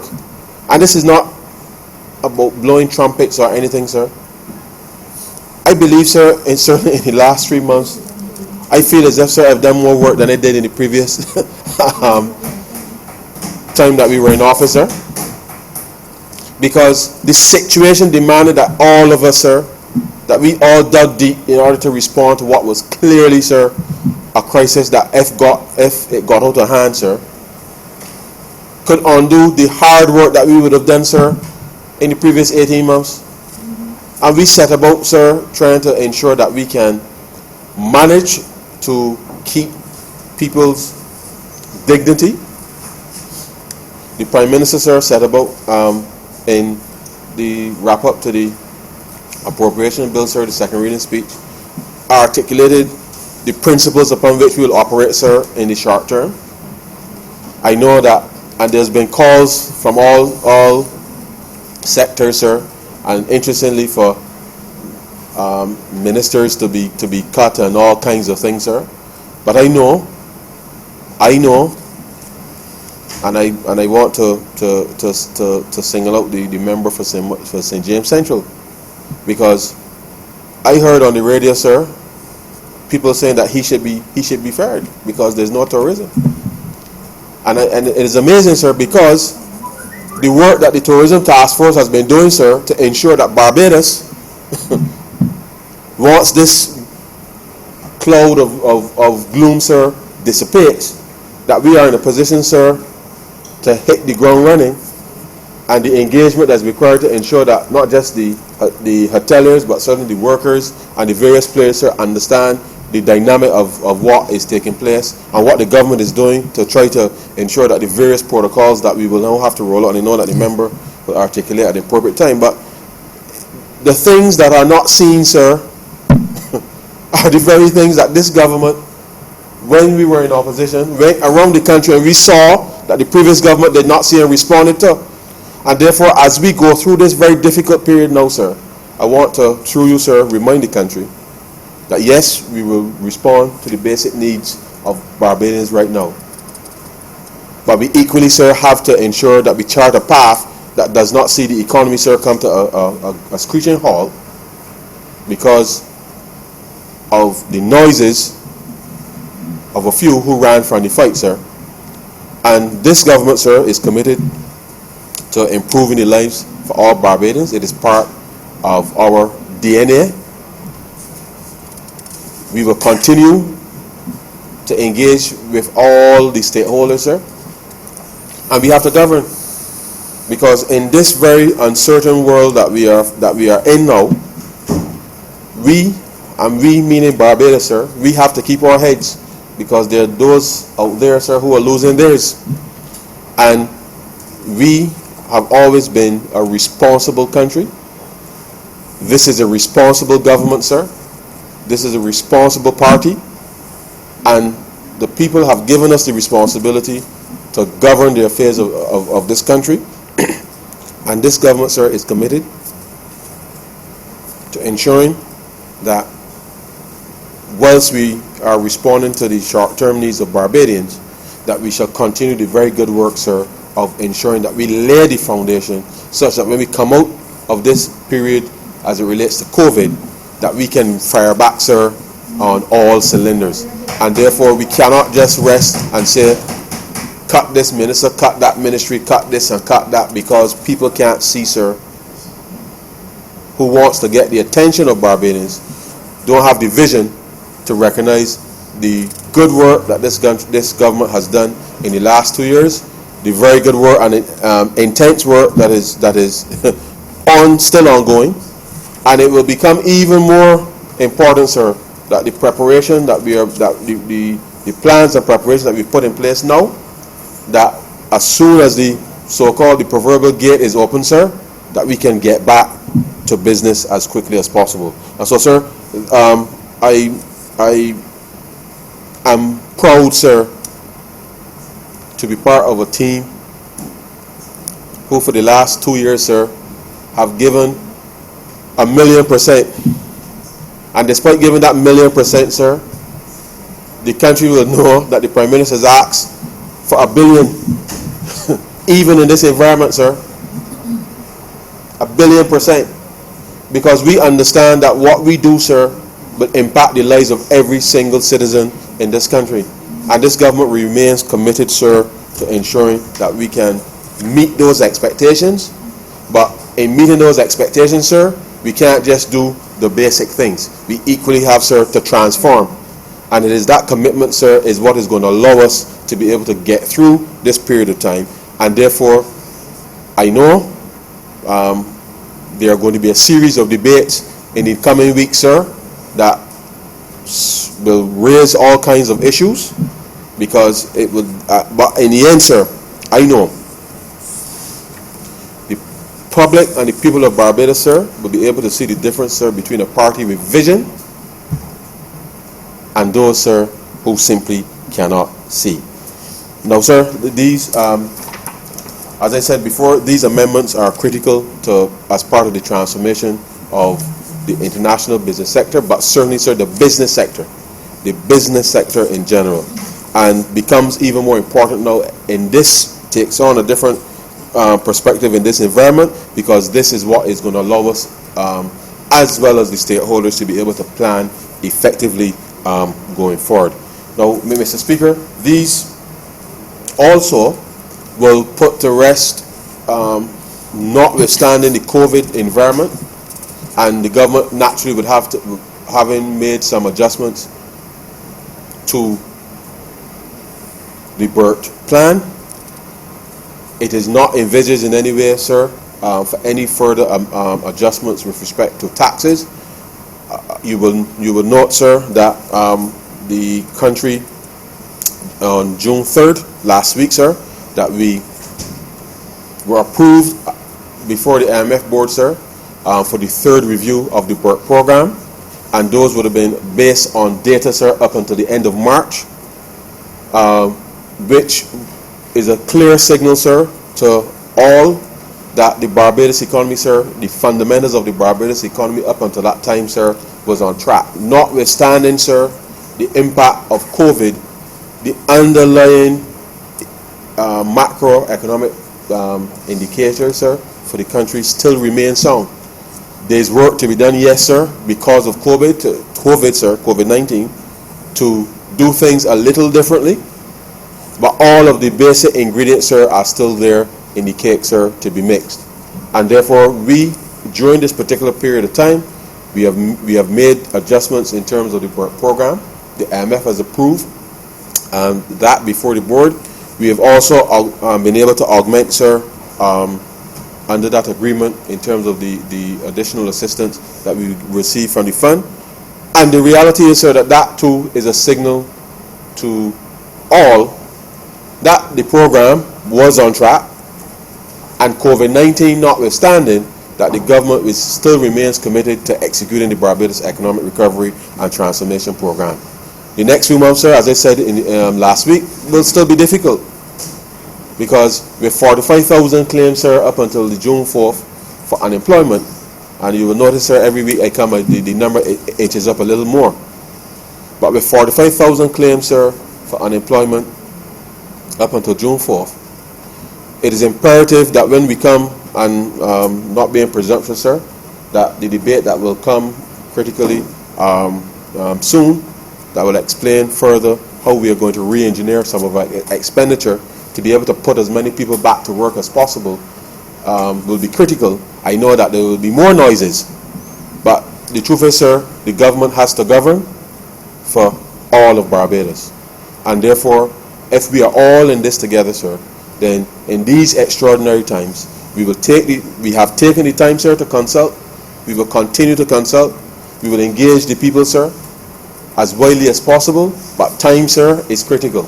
And therefore, the government has to govern. We are committed, sir, to governing. We are also committed, sir, to consultation. And that will continue. And at the end of it, sir, those who wish not to see or wish not to comprehend, sir, well, I will leave them to the judgment of the people of Barbados. But I believe, sir, that this government has been faithful to its commitment to good governance. We have always sought, sir, to bring whatever legislation to support the policy initiative that we have announced. And COVID-19 notwithstanding, sir, we would have been here sooner. But the point is, sir, we are at a stage now where the rest of the country is opening up, and therefore it gives us an opportunity, sir, to ensure we can tie up any specific loose ends from a legislative perspective in order to ensure that we can go forward, sir, with clarity. So these amendments today, sir, are, as I said, would provide a little more certainty with respect to the business community in being able to plan ahead. And that is the position, sir, that we as a government certainly want to be in, to give all and sundry clear sight, sir, with respect to the public policy stance for any particular sector, such that people can go ahead and plan and execute, knowing full well that we will create an environment that is relatively certain, and notwithstanding the impact of COVID-19, that the underlying fundamentals, sir, still remain true, and therefore we have to make a slight adjustment with respect to COVID-19. We are conscious that we have to maintain a level of economic activity such that the social stability in the country, sir, can be maintained. And with those few words, sir, I beg to move that this bill be read a second time. The question is that the aforementioned bill be read a second time. All those honourable members in favour, please say aye. Those against, please say no. We think the ayes have it. Mr. Speaker, I beg to move that you do now leave the chair and the House resolve itself in committee for further consideration of this bill.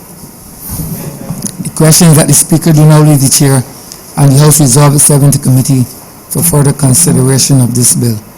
All those honourable members in favour, please say aye.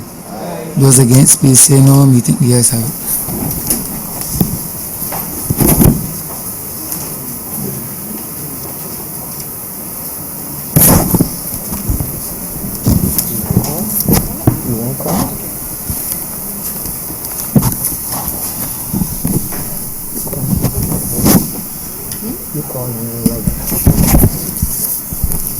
This House is now in committee.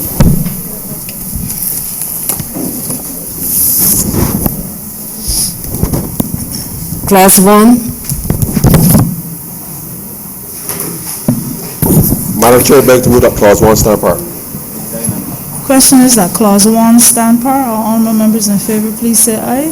Aye. All those against, please say nay. You think the ayes have it. Clause 2. Madam Chair, I beg to move that clause 2 stand par. Question is that clause 2 stand par. All honourable members in favour, please say aye. All those against, please say nay. You think the ayes have it. Clause 3. Madam Chair, I beg to move that clause 3 stand par. Question is that clause 3 stand par. All honourable members in favour, please say aye. All those against, please say nay. You think the ayes have it. Clause 4. Madam Chair, I beg to move that clause 4 stand par. Question is that clause 4 stand par. All honourable members in favour, please say aye. All those against, please say nay. You think the ayes have it.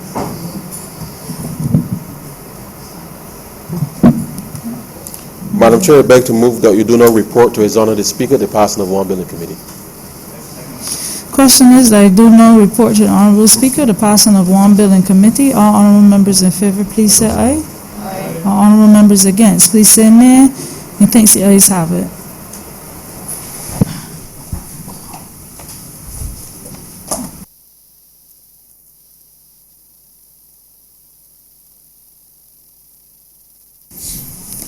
Chairman of committee is reporting the passing of one bill in committee. Mr. Speaker, I beg to move that this bill be read a third time. The question is that the aforementioned bill be read a third time. All those honourable members in favour, please say aye. Those against, please say no. We think the ayes have it.